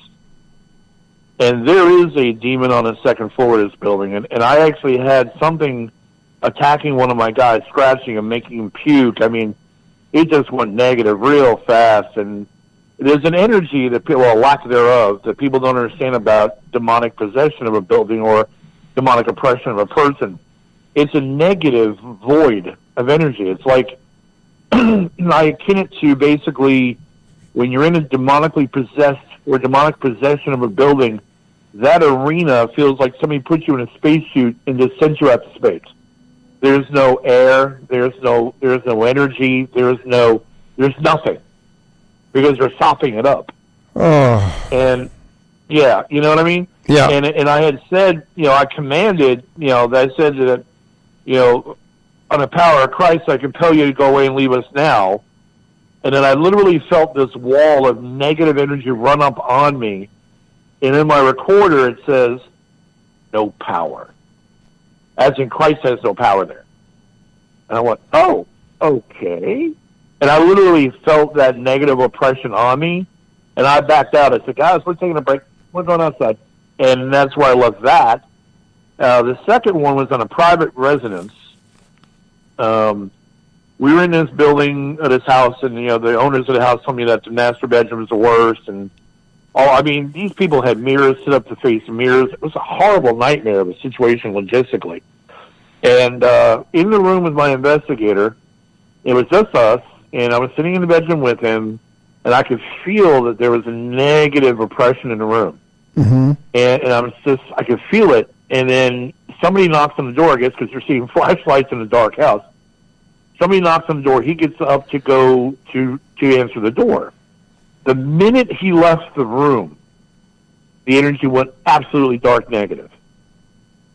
And I felt it, and I literally said out loud, "What's different about now?" And I felt the same negative rush of energy on me. And in my recorder, in my ear, I got this clear as day. It says, "I know where you live." Oh. Those were the two most dramatic experiences I've ever had in doing this for almost 20 years.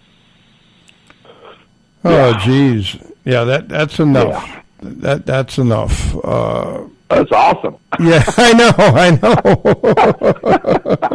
It's just grand. Yeah. Crazy stuff. It's just, before we keep going, let's get your website, and then let's break for a little commercial and come right back. Yeah, actually, our website is several pages I have on Facebook. I really don't do much of a website. So we have The Haunted Travelers, which is the name of our group. The Haunted Travelers is on Facebook.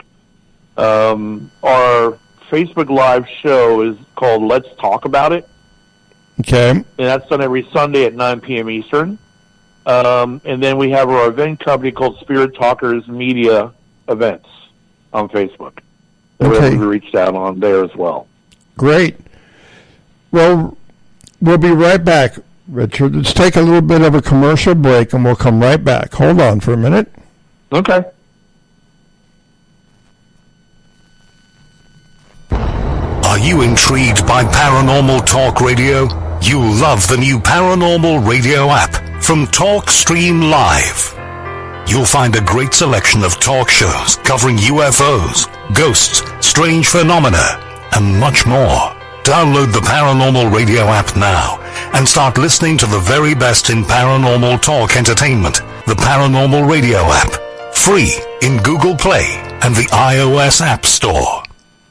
You're listening to the Richard Spasoff Show with our guest tonight, Richard Ruland. Happy to have him here. Let's continue on with our discussion. Hi, Richard. Hey, welcome back. Welcome back, yes. Man, first of all, how did you get your team together? How many people are on your team? Who's on your team? That kind of stuff. Well, honestly, we over the years, you learn in owning teams, running teams, founding teams, whatever you want to say, that you learn what behaviors are acceptable, what people blend well with others, what people don't, what people bring to the table. So over the last, 10 years, I've gone through some people that just didn't gel, didn't jive. I mean, this is a lot of, you're going to be spending 10 hours in the dark with these people. So they've got to be the right blend. So right now, honestly, I'm down to 3 people, and I think that's where we're going to stay. It's just myself, lady I call my sister from another mister, JB Coates, and then Corey Davis, who's already a video tech. And that's it, because at the end of the day, this is family to me. And you just can't have the wrong players in a family because it never blends well. And this energy, because I believe everything has got energy. Everything's got an energy to it. Every decision, everything you do has got energy involved with it. So with me, the energy is so right with the 3 of us that we almost can finish each other's sentences. And we have a blowout event or evidence every time we do something. And we just got picked up for a television show, and we're doing that together as a team as well. But, people who have ever had teams or run teams, you know what I'm talking about. Yes. Yes. You go through people because they're either not a right fit, they didn't blend, they didn't jive, they don't have the right approach, they don't have the right attitude, they're not mature enough. I mean, there's a milliard of reasons why it doesn't work. But when you find those 1 or 2 or 3 or 4 people, stop. because adding more people to it just adds more drama and management. That's when you know exactly that's when you could tell that's the right group. Yeah. But I know people have way too many people on their teams, so you just don't need too many people. That's too much. You could do it with one person or two people sometimes, but it's always good to have other people there that could help. Don't want to do it alone. Oh, absolutely. No, I don't recommend anybody investigate alone either. I think it's rather dangerous. Personally, I don't recommend it. So, we'll stick with 3. I've got people that are on our production team that, for our events and everything, that if I needed extra, I could just give them a call, say, hey, I need you to show up for this event. Or because some of our events are going to be held at 2 of the wildest venues in the Southeast now. So, we're going to need hands on deck, so we do have those people. But as far as the core team for our television show we're going to be doing, and just in general investigating, it's just 3. It just works so well. Do you like from my experience, when I go into a place that I don't know too much about, and you're the psychic medium. Who else is on your team? What do they do? Okay, well, JB Coates is on our team. She's my co-founder, and like I said, my sister from another mister. Okay. We're that tight as family. And she's actually probably one of the most incredible empaths I've ever worked with. So you've got that element that goes into a building or a house. My element, which goes into a building or house. And then we have Corey. And Corey's a very extremely talented, sensitive, and empath. He does have those abilities as well. And you put the 3 of us in the building, and if there's something there, we're going to find it. There's no way to hide from us at all. And part of this is hard to get people to understand, but like when we do public events, when people say, I don't know how haunted that place is, well, I'm like, well, let me tell you a little something. When we get in there, it's going to be lit. Now, those entities will probably leave when we leave that don't belong there, but they're there for us because we're able to see, feel, and hear. And that's what they come out for in droves. So they come out to be able to engage those kind of people, and then they're done. They go back to wherever they came from. So it's kind of like, doubling up the excitement and doubling up the energy in a place when you have people who have abilities installed. So do really makes a big difference. Do you guys run across, I say, more of the evil energy within an investigation, or what? No, I would say it's probably a good. I mean, out of the actual intelligent activity we've engaged, I would probably say about 70% of it's benign. That's good. And I would say about 70% are benign. 30% are going to. You're always going to have those benevolents that are out there, but we have the ability to cleanse, and we've cleansed a lot of properties and people. And I've actually got a recording that one particular entity was afraid of us getting mad, because they knew we had the ability to evacuate them out of a building. And they literally said it on air, because one of my people, we were doing a public event at a building, and this entity was like laying on top of me, sopping me up like crazy. And I literally, when one of my people put a millimeter on my shoulder, it was reading 5.3. Oh, geez. That's huge. Right. Yeah. So, I mean, he was just wearing me out. And I literally said, because the guy's name was Larry, that was the entity's name was Larry. I said, Larry, if you don't back off of me, I'm going to go out to my car, I'm going to get my little pleasure kit, and I'm going to kick you right in your ass out of this building. And you literally will see the millimeter go down on my shoulder. And then one of my investigators is rather new, said, but you don't have to be afraid of us. And then a female entity in the building said, oh, yes, we do. So, those kind of things are, and I don't like doing it. I don't like punk kicking spirits out of a building. I mean, I'll remove them from the house. I'll evict them out of a house and block the house so they can't get back in again. But I'm not into dropping tar water, or anything like that in a house to blow them out. That's like, that is my end all be all. If I have to do that, we're in a bad place. Exactly. It's like brimstone too. It's the same thing. I remember one house, one apartment I went to, and it was in the city of Vista, California. And in the apartment itself, there was this closet was blowing a lot of, like hot air. It was kind of like a warm type air that was coming out and smelled real bad. Oh, that's negative. Yeah, exactly. No heater in there, of course. Nothing in there. Okay, so not only this, I told the people that owned the apartment, have you brought a minister here, a priest or anything? No, they have not yet. So I stepped in there. I felt what I felt. I got pneumonia from being there, to give you an idea. Oh, Lord. So the entity was not good.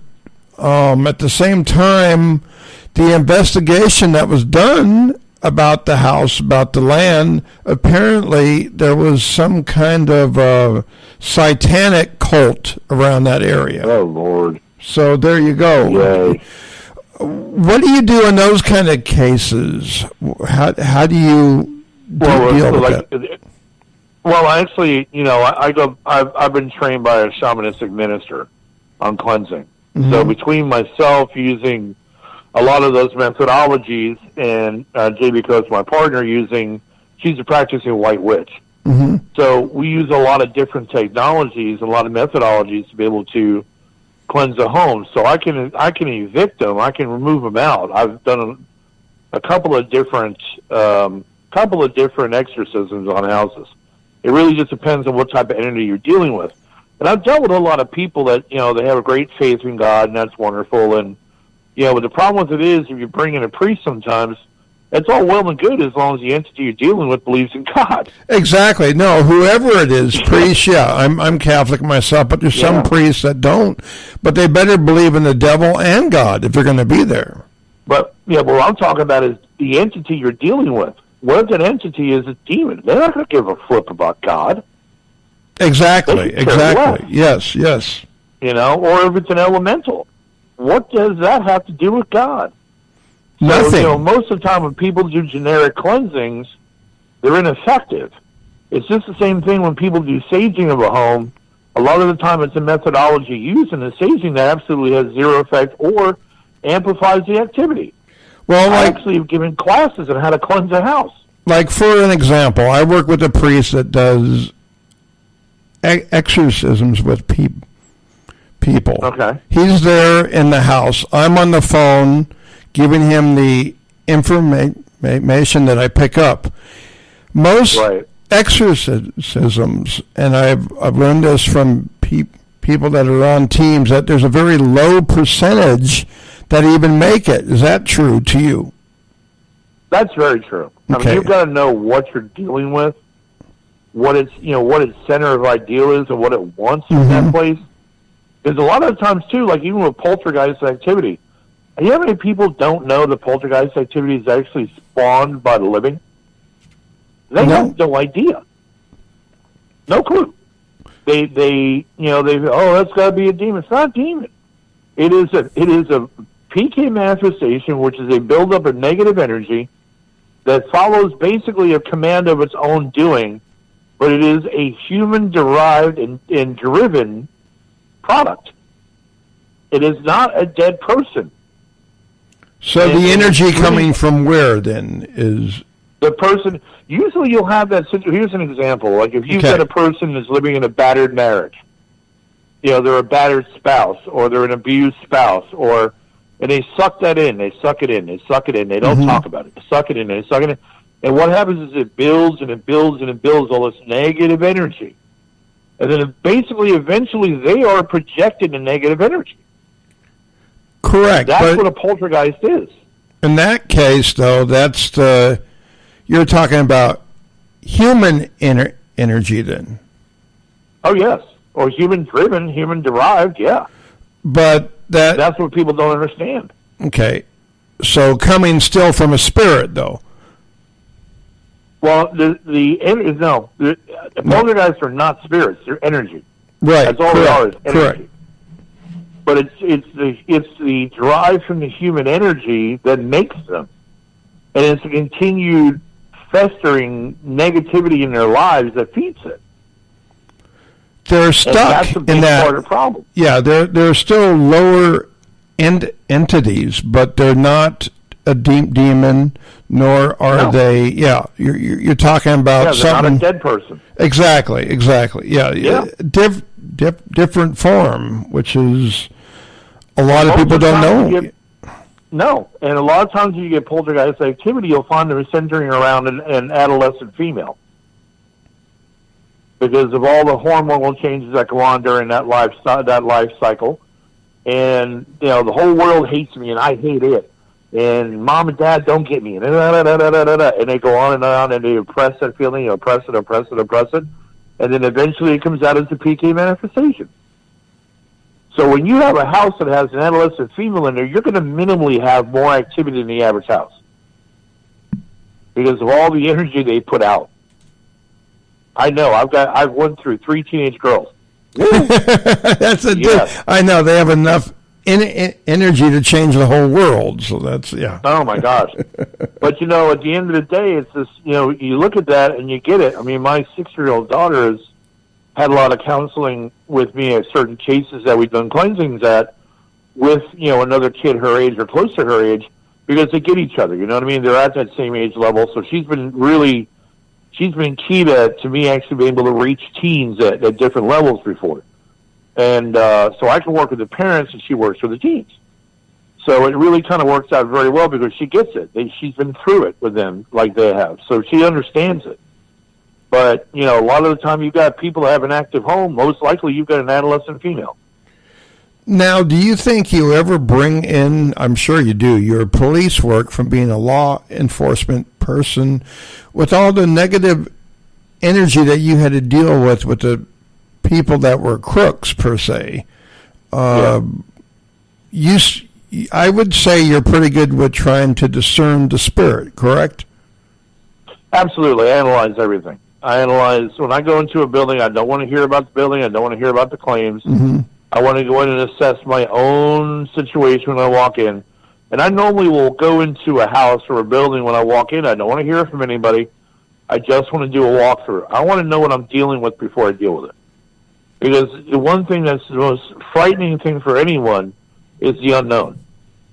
So for me, I want to know what's going on. So I do a walkthrough in the building, and a lot of times based on what activity is going on in the house or the building, I'll guard myself to a certain point.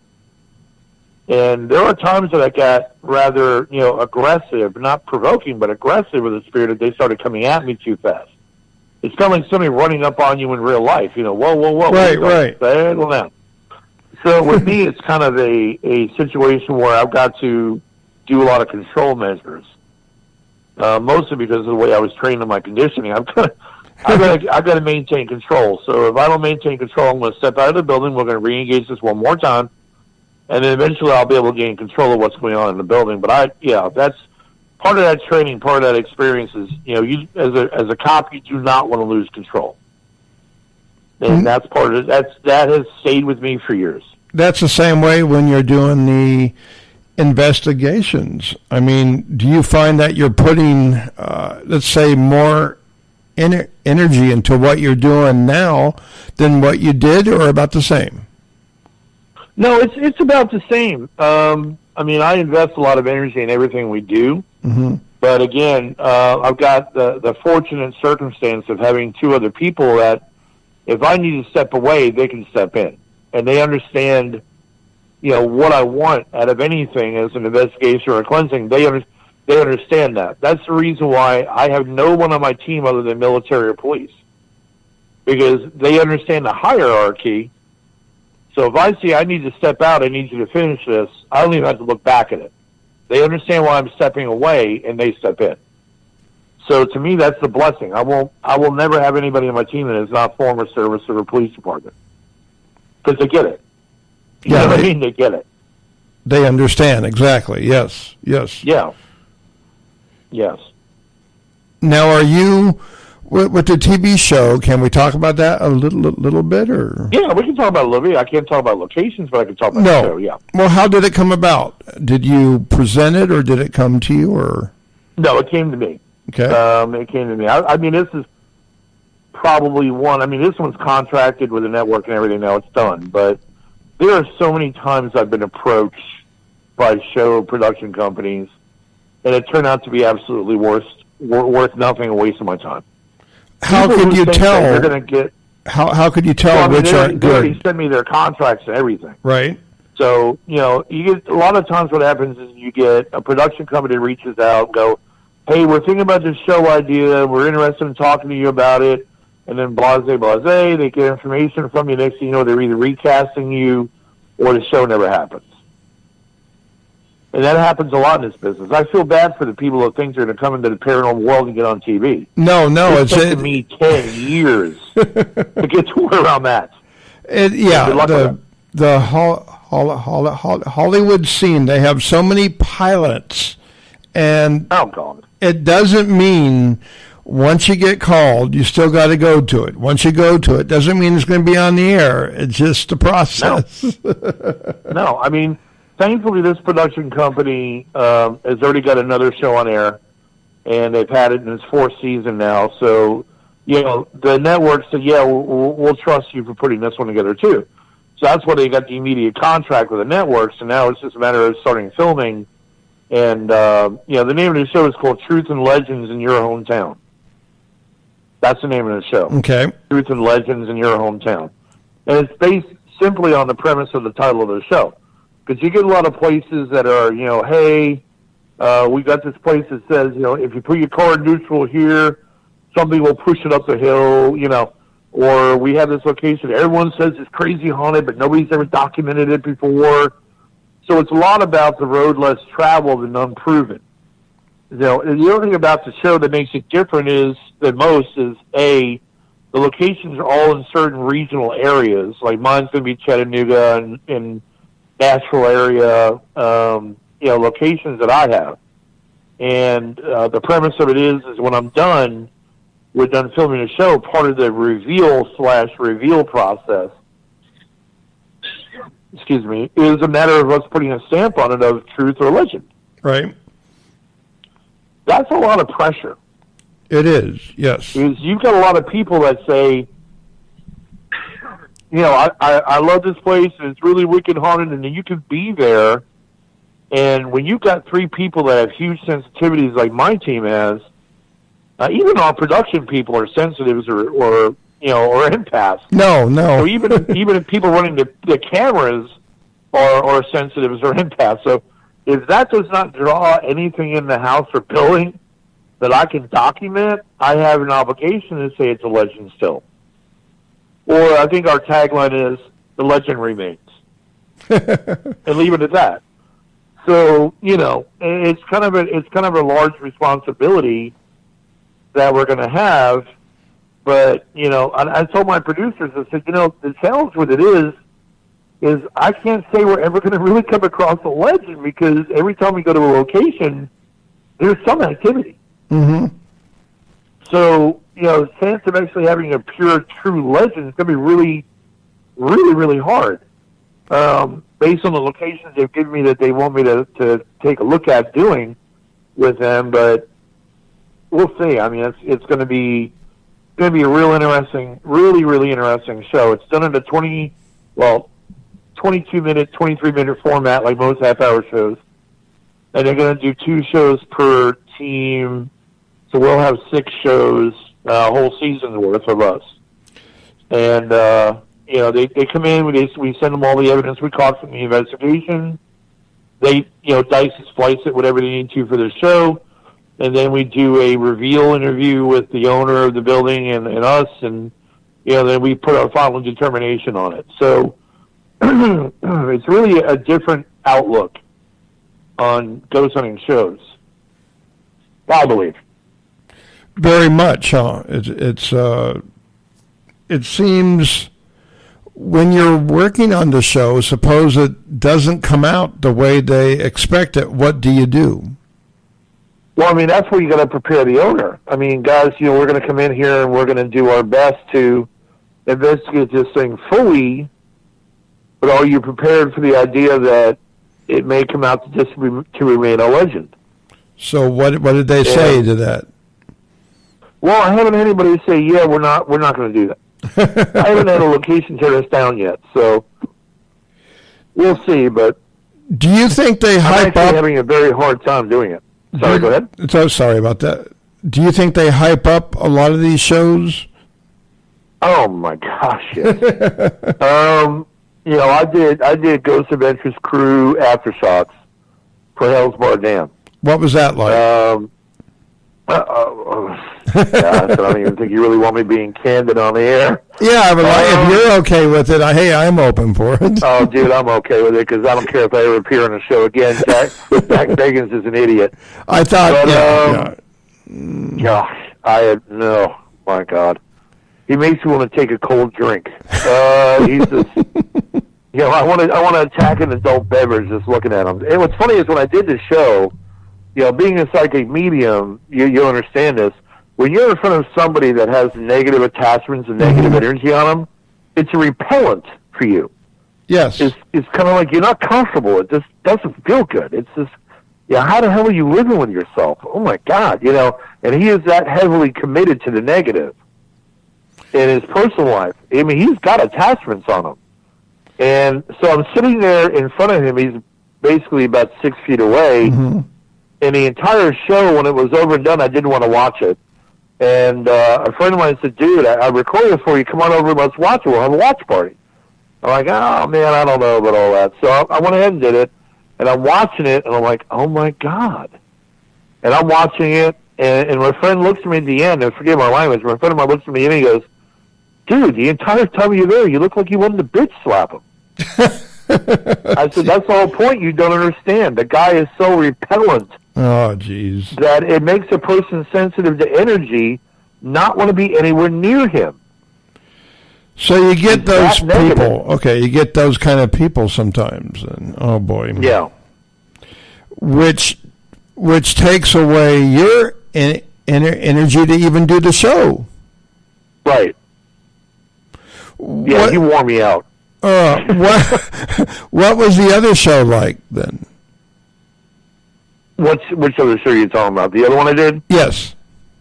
Okay, that was My Ghost Story. Okay. It was okay. The problem with My Ghost Story is like with most of the problems with a lot of the paranormal entertainment television. They want you to say the D word. No matter where you're at, they want to know you came into contact with a demon. And the one building they asked me to talk about that we had done, there wasn't anything demonic there. Yeah, I mean, malevolent? Yeah, a little dicey. Yeah, demonic? No. And that's just something I don't like putting a label on if it isn't true. Correct, yeah. No, you wanted truthfulness. Yeah, so they had a hard time with me not saying the D word. So I kind of skirted around it by saying, this guy was a really nasty, negative entity, that kind of thing. But it was just, it was a show that's, it's all right. It's an okay show. Okay. It's just not, my cup of tea. And, the way we're doing our show I'm very proud of, the truth and legends in your hometown. I'm very proud of that premise. I'm proud of the model. It's actually ghost hunters that are running the production company, not, people from Hollywood, which makes it more legitimate to me. They understand what we've been through. They understand the possibilities. Mm-hmm. Good. And they understand that they've got to be open about, how they handle things. And I told them point blank when they approached me about doing a show, I said, let me tell you right now, I'm not faking jack squat. That is not happening. So that's your idea. Good luck. Not me. So, that's when they said, well, honestly, the premise really is if it's not haunted, it's not haunted. Well, at least you learn. That was really refreshing. And you learn what you want to do with the show now, right? Exactly. I mean, honestly, the thing with production companies, typically when they do these things for networks, they own your time, they own you, they take all your stuff, they mix and mash, play with it, tweak it up, add what I call selling points to it, or make you sell it even heavier than what it really is. So you got to wonder at a certain point, what's legit and what isn't. That goes back, you get these points. Yeah, it goes back to Zach Bagans. God, I made the left-hand turn down Damon Avenue. But, the honesty of it is I have just seen so much crap go on in that show that I can't. I look at it now just to see the locations, and then I turn it off. Okay. Oh, that location looks cool. Turn it off. I can't sit through another show. There's several shows out there that I'm like that on. And I have a hard time sitting back and believing that these things are actually on air. Well, I'm glad you're bringing a show for people to understand things more and to be truthful about it. It's good. Yeah. Well, and it's not easy. It's taking me 10 years to find the right production company, to do the right show.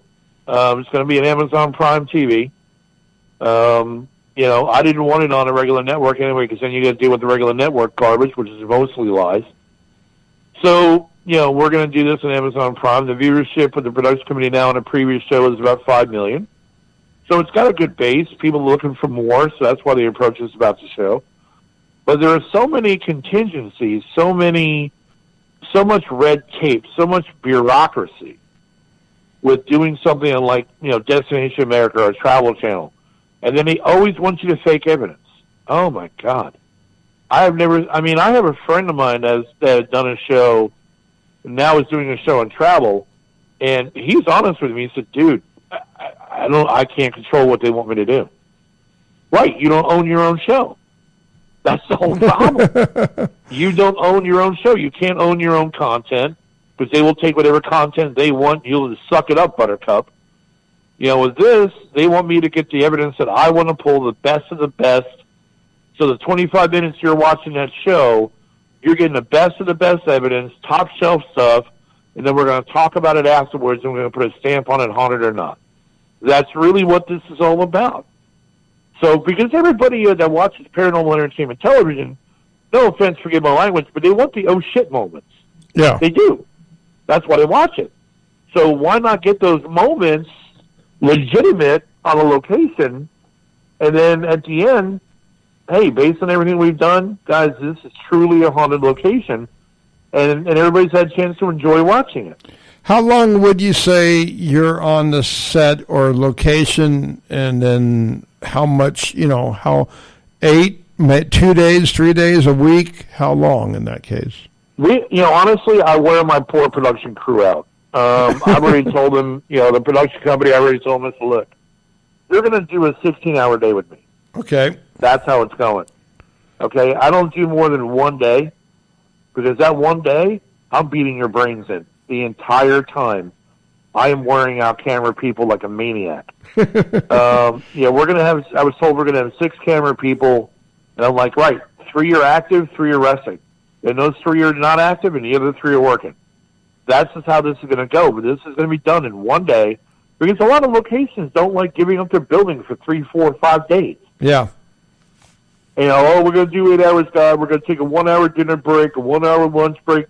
So this is going to take 3. No, why the hell is it taking 3 days?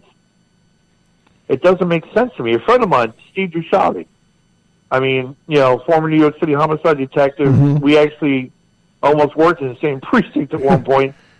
And he's like, dude, it takes us 4 days to do a show. What the hell are you doing for 4 days?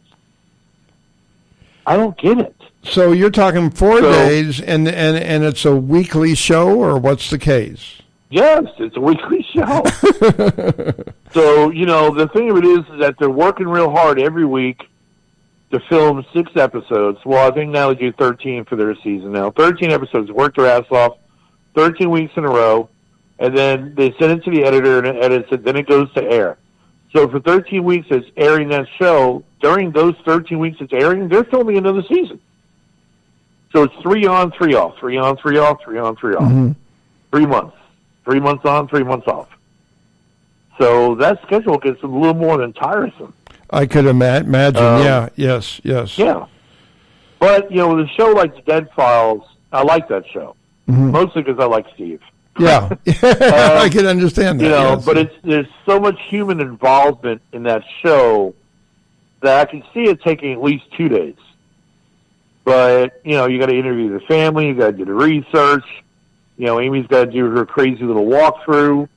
Some of the faces that chick makes drive me insane. But she's good at what she does. That's great. That's great. So I give her that. But, I can see where that show would take 2 or 3 days. But 4 days? What are you doing? But I told my production company, I said, look, send these camera people and be prepared for them to be absolutely wasted when I'm done. Because we're going to knock it out. Because some of them are going to be running B-roll in the building. Then we're going to do an intro. Then we're going to do the investigation. Then we're going to talk about it afterwards. And then we're going to be done at Waffle House. That's how that works. That sounds good. Well, I done at Waffle House. Definitely look forward to watching your program on Amazon Prime, right? Yes. And the name of it again? The name? Name is called Truth and Legends in Your Hometown. Great. I hope you're in my hometown, Escondido, California, sometime. Oh, I won't be. See, unfortunately, it's got to be my hometown. Where is your hometown? Can I ask? Or Chattanooga, Tennessee. Okay, there we go. Well, you're we're a few miles away, just around the block. We're a little bit apart. Yeah, you're on Pacific. I'm on Eastern, so you're killing me right about that. Richard, I'll thank you so much for being here tonight. Appreciate your time, and God bless your work. No, it was enjoyable. It's a great conversation. Thank you very much. You're welcome. Good night for now. Great conversation, and hope to talk again. Yes, I would love that. Thank you. All right, take care. Okay, everybody, you're still listening to the Richard Spasoff Show. That was, sorry, we had a little connection problem. That was Richard Ruland, and we appreciate everybody that comes on the show. We had Sharon Lynn Wyeth.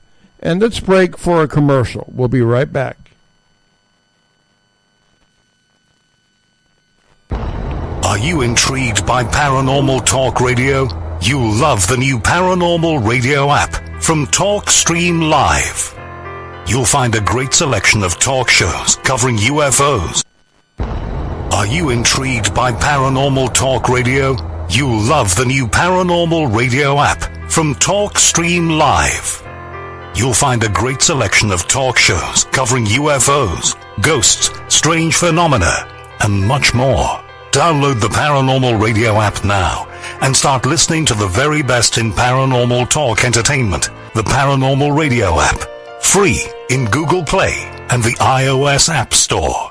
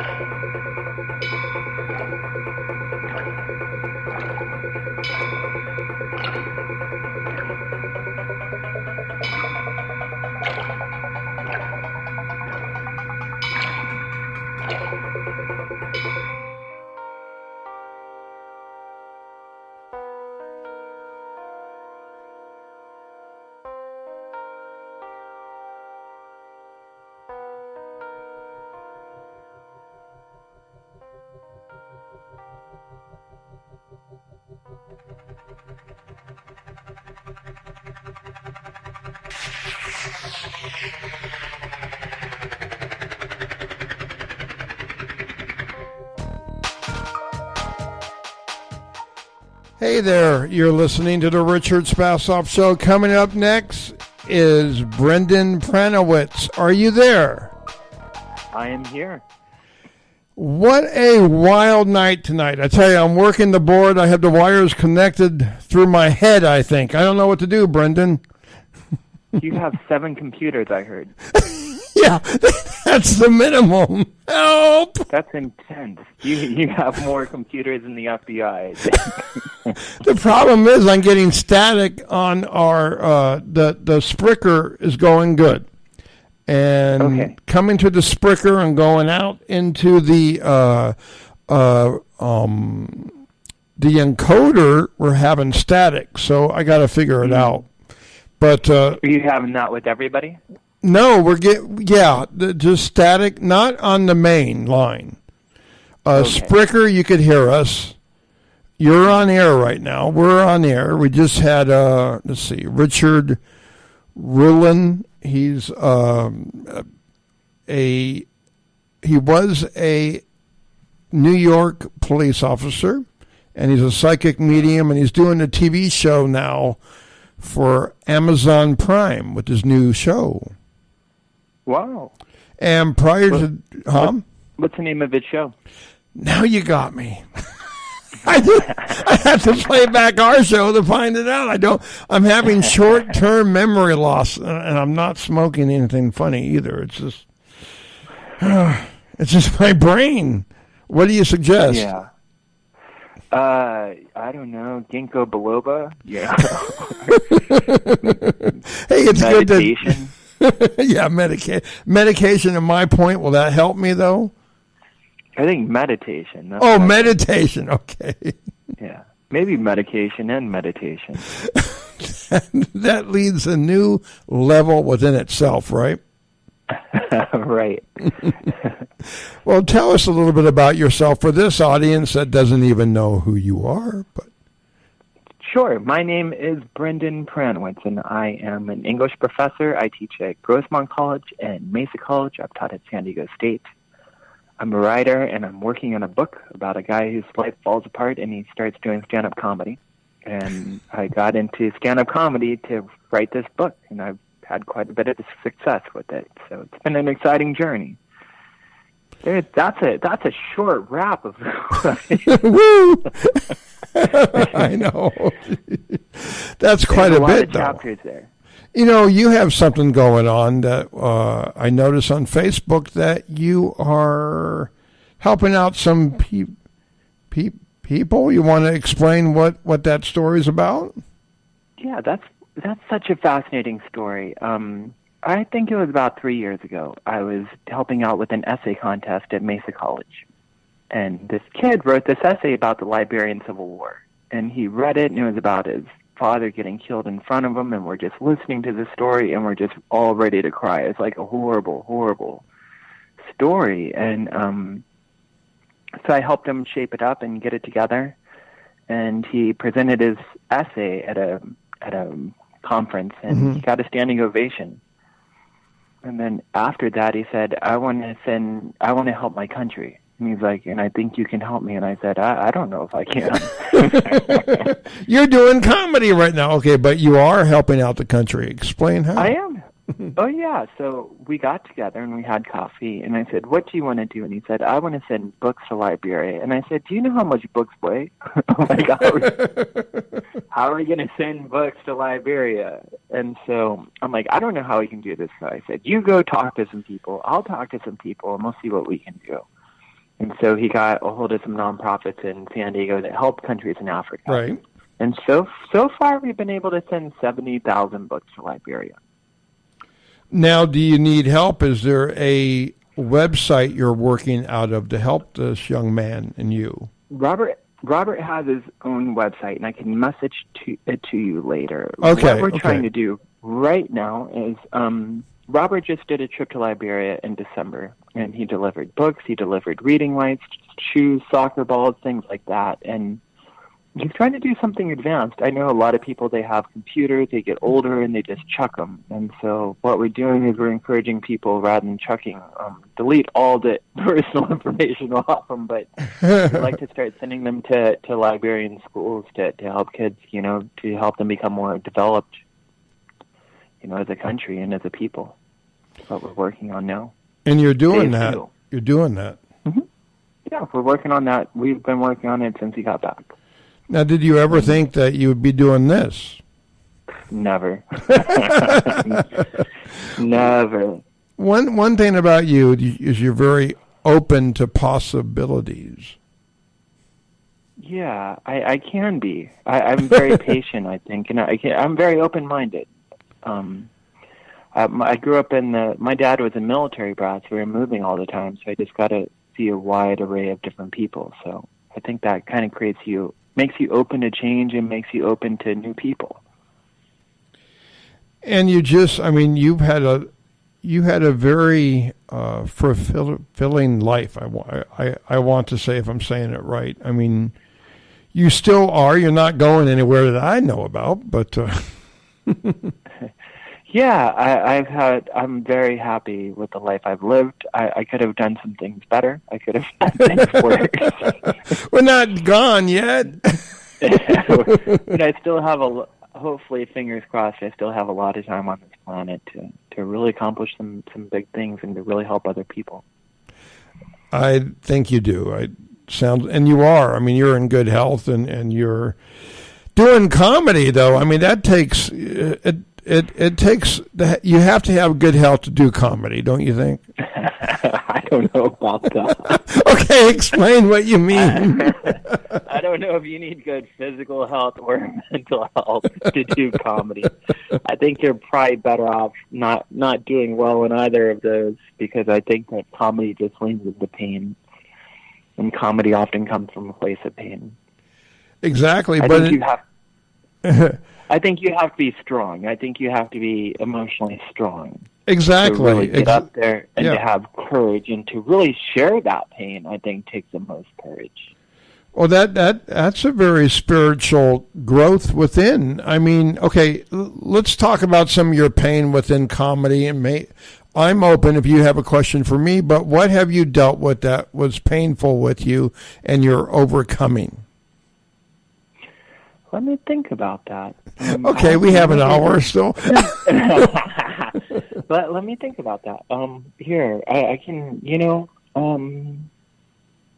let me think. Well, ask me, and I'll fill up my little mouth. Yeah, because you do comedy. So what painful experiences have you been able to relate to in comedy? Okay, for me, or express in comedy. Well, for me, when I was little, and ever since, kids always made fun of me.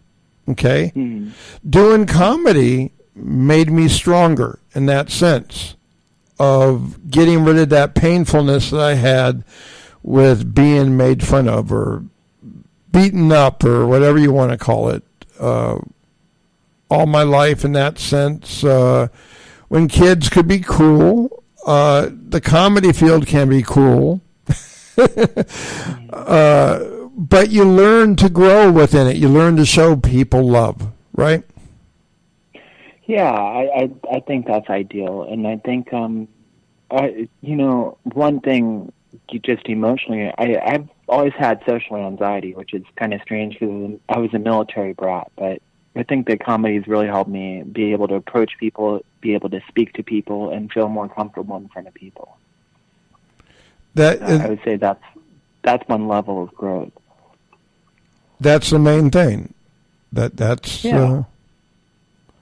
And I think the content that I share, a lot of people say you talk about yourself and you talk about your problems. You talk about personal stuff up there, and I do a lot of jokes about mental health. About how, I do jokes about depression and being sad, and I've talked about going through divorce. I've talked about childhood trauma on the microphone. A lot of my material revolves around that, and my favorite moments are when people come after the show and they're like, that stuff hit me. Like, I really felt what you were saying.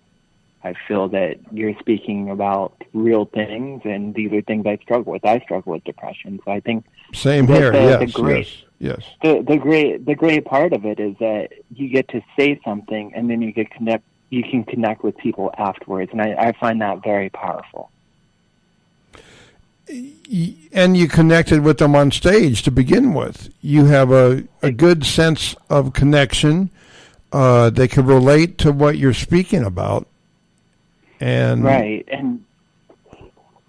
And I think that a lot of comics kind of miss that idea that we're here to connect with people. It's not just up there telling jokes. You got to connect your jokes with that audience. And I think that's something I'm always working on, but that's the goal. That's why we're doing this, is connect with people. Well, you connect with a lot of people. You're still trying to find that girl that's the witch. I found a few for you. Yeah, that was funny stuff. You did. You messaged me that I found you a witch. She's a white witch, don't worry. A good witch, yes, yes. In fact, she's coming on the show. Yeah, a witch you can take home to mother, you know? I tell you, this world, it's filled with all types of people, and if they're good, that's the main thing, don't you think? You know, I was talking to somebody about this the other day, and I think that the world just needs more good people. And I think it takes a lot more courage to be good than it does to be mean. Oh, yeah, it's easy to be mean. Yeah. But you've never been that way with people. You've always been quiet. You get along with all types of people. And you show them love in a good way, right? I try to. I think I do a pretty decent job at that. I could do better sometimes, but I really try to treat people with respect. Well, what are some ways that, when you're saying that sometimes you may be performing and these people, they might not be really that nice, how do you change it? How do you change that energy around? You know, I was doing a show a while back, and the packed room, and it was rowdy. Everybody was drunk, and they were loud, and I do quizzes in the wrist, but asking people questions in an audience is you can start to lose them.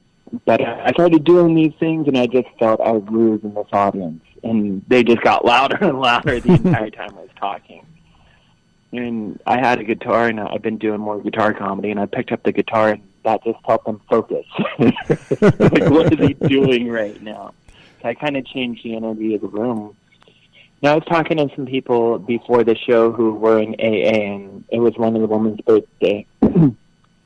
And so I did some jokes about alcohol afterwards, so I kind of changed the energy by just changing what I was doing, and then really trying to connect with the audience. It was this woman's birthday, so I was telling her happy birthday, and then, just doing jokes about alcohol, which they found very funny. And I think if you can get one table laughing, laughter is contagious. If you could get that one group laughing, and then you could really open up a room. It's our sound is a little bit rough right now, but sometimes you're coming in clear, and sometimes. Are you home or are you out and about tonight? I'm at my house. My dog is eating. My dog is so loud. Well, at least you're not eating through the He's phone. Embarrassing. I knew I was going to do this interview, and they're going to be as loud as possible. He just set up and go, I'm just going to get back at Brendan right now and eat as loud as I can. Yeah, they're going to eat as loud as they can. They want to be in this interview, too. They're like, if you're going to be in this interview, we're going to be in it, too. What do you think now? What's your dog's names? I have two dogs. I have a little dog. His name is Carlin, like George Carlin. Okay. And he is old. He's like 16. And he just keeps trucking. He's the sweetest dog in the world. He's very loud. Now, do you think this dog named Carlin, even though I don't believe in reincarnation, do you think he is? You think he really is George? I never thought about that, but I don't think it's possible because George died in 2007. Yeah, so forget it. Not going to work. He's not going to be born in 2003. He's not going to be flying around the room going into some dog named Carlin. That would be one ghost that I would invite in my house. I would talk to that one. That spirit, we could have some conversation. I'd be like, hey, let's write some jokes. I remember talking to him for a couple years at one time. He was very down to earth, but he was very much like a professor like yourself, but very analytical about things. Mm-hmm. He would draw things out to the point and then go into it deeper and deeper and deeper. Right, he would. He was so good at that, and he was so theoretical. He had an abstract mind, and he could relate these complex ideas to audiences very well. It was he has a bit. he has a bit about the environment and how we're kind of silly for trying to save the environment because we're all going to die. I mean, okay, my favorite comic, I don't know, do you like Jack Benny? Jack Benny was good. He was very good. His timing, he always had a relaxed manner about him. And he had the ability just to be on stage and wait for that audience to respond, you know? Right. He did.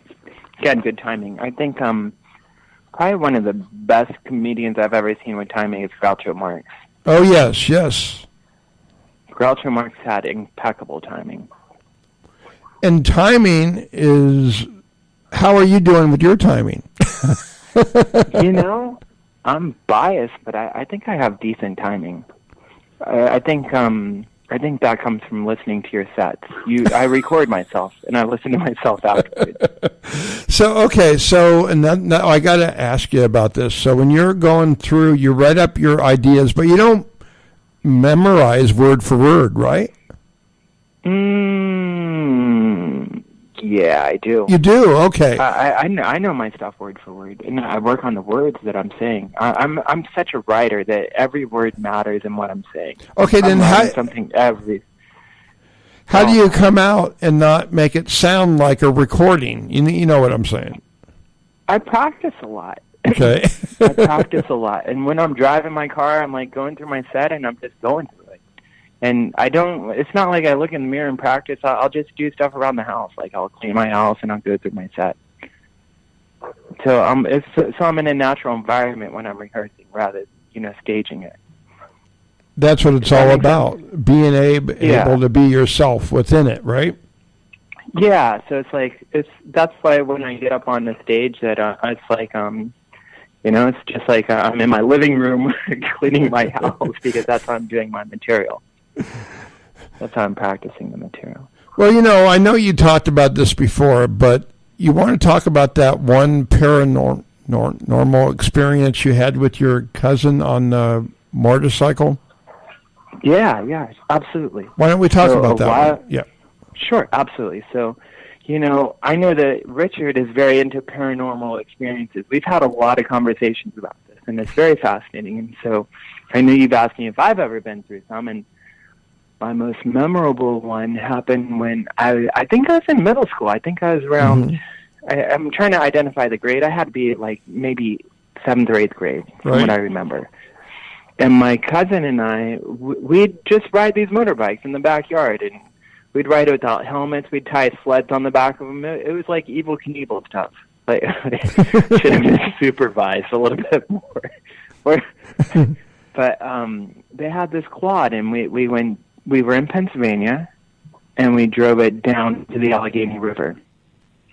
And we were driving, we were going pretty quick, and the sun started going down, and we're like, we need to get back before it gets dark. And so we're flying home, trying to beat the sun, and my cousin just hit a blind ramp, and the ramp had to been about 4 or 5 feet tall. So we didn't even see it. He hit it, and we were just in the air, and we crashed hard. And I just remember waking up and seeing my cousin in pain, and just went over to him. The bike was still running, and I just said, "Hey, are you okay? Are you okay?" And he didn't say anything to me. I'm like, "We got to get back." I'm like, "You're all bloody," and I'm all bloody. We should get to an ambulance. And he didn't say a word, and he just got on the bike, and he just drove us back. The entire time his back was bleeding really bad. We had coal stuck into our fingers and faces. And, we got all the way back to his house, and once he just got off the bike, didn't say a word, and went and fell asleep in his bed. And his brother called an ambulance, and they took us to the hospital, and they found out my cousin had ruptured his liver. They have no idea how he was able to drive us back. Oh. I think that was a supernatural experience, in that. Very much so, and I believe it was angelic and interference with that. Yeah, it was like guardian angel thing. Yes, very much so. Yeah, I know how you're saying that. like something's watching out for you to make sure you're okay in your moment of trauma. Now, do you go to work tomorrow? I do. Yeah. Well, maybe we should let you go to bed. And should we end the show? Yeah, I'm ready when you are. I just want to say thank you so much for having me on this show. It's always a pleasure. And I can send you some of that information about Robert and what we're doing. I could send to you after the show. Yeah, please do. I would love that, and I'd love to have you come back again, too, if you want to do that. I would love to. Great. Well, hold on for a minute. Hold tight, and we're going to end the show with our outro. Maybe. Maybe. Maybe. Here we go.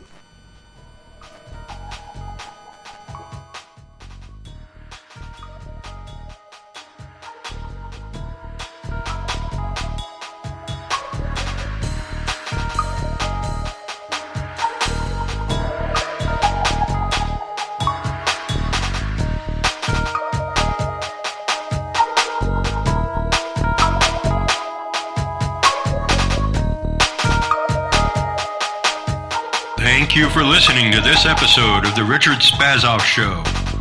For more episodes and information, join us online at psychicmediumspasoffshow.com or catch the show on Spreaker, iHeartRadio, iTunes, Stitcher, or your favorite podcast service. The Richard Spasoff Show is a proud member of the HC Universal Network family of podcasts.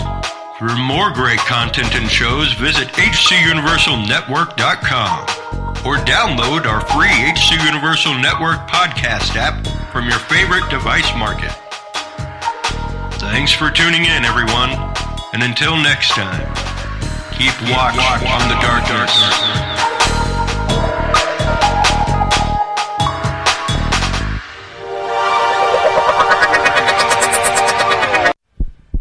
As a Club Ireland member, you can experience the beautiful game like never before.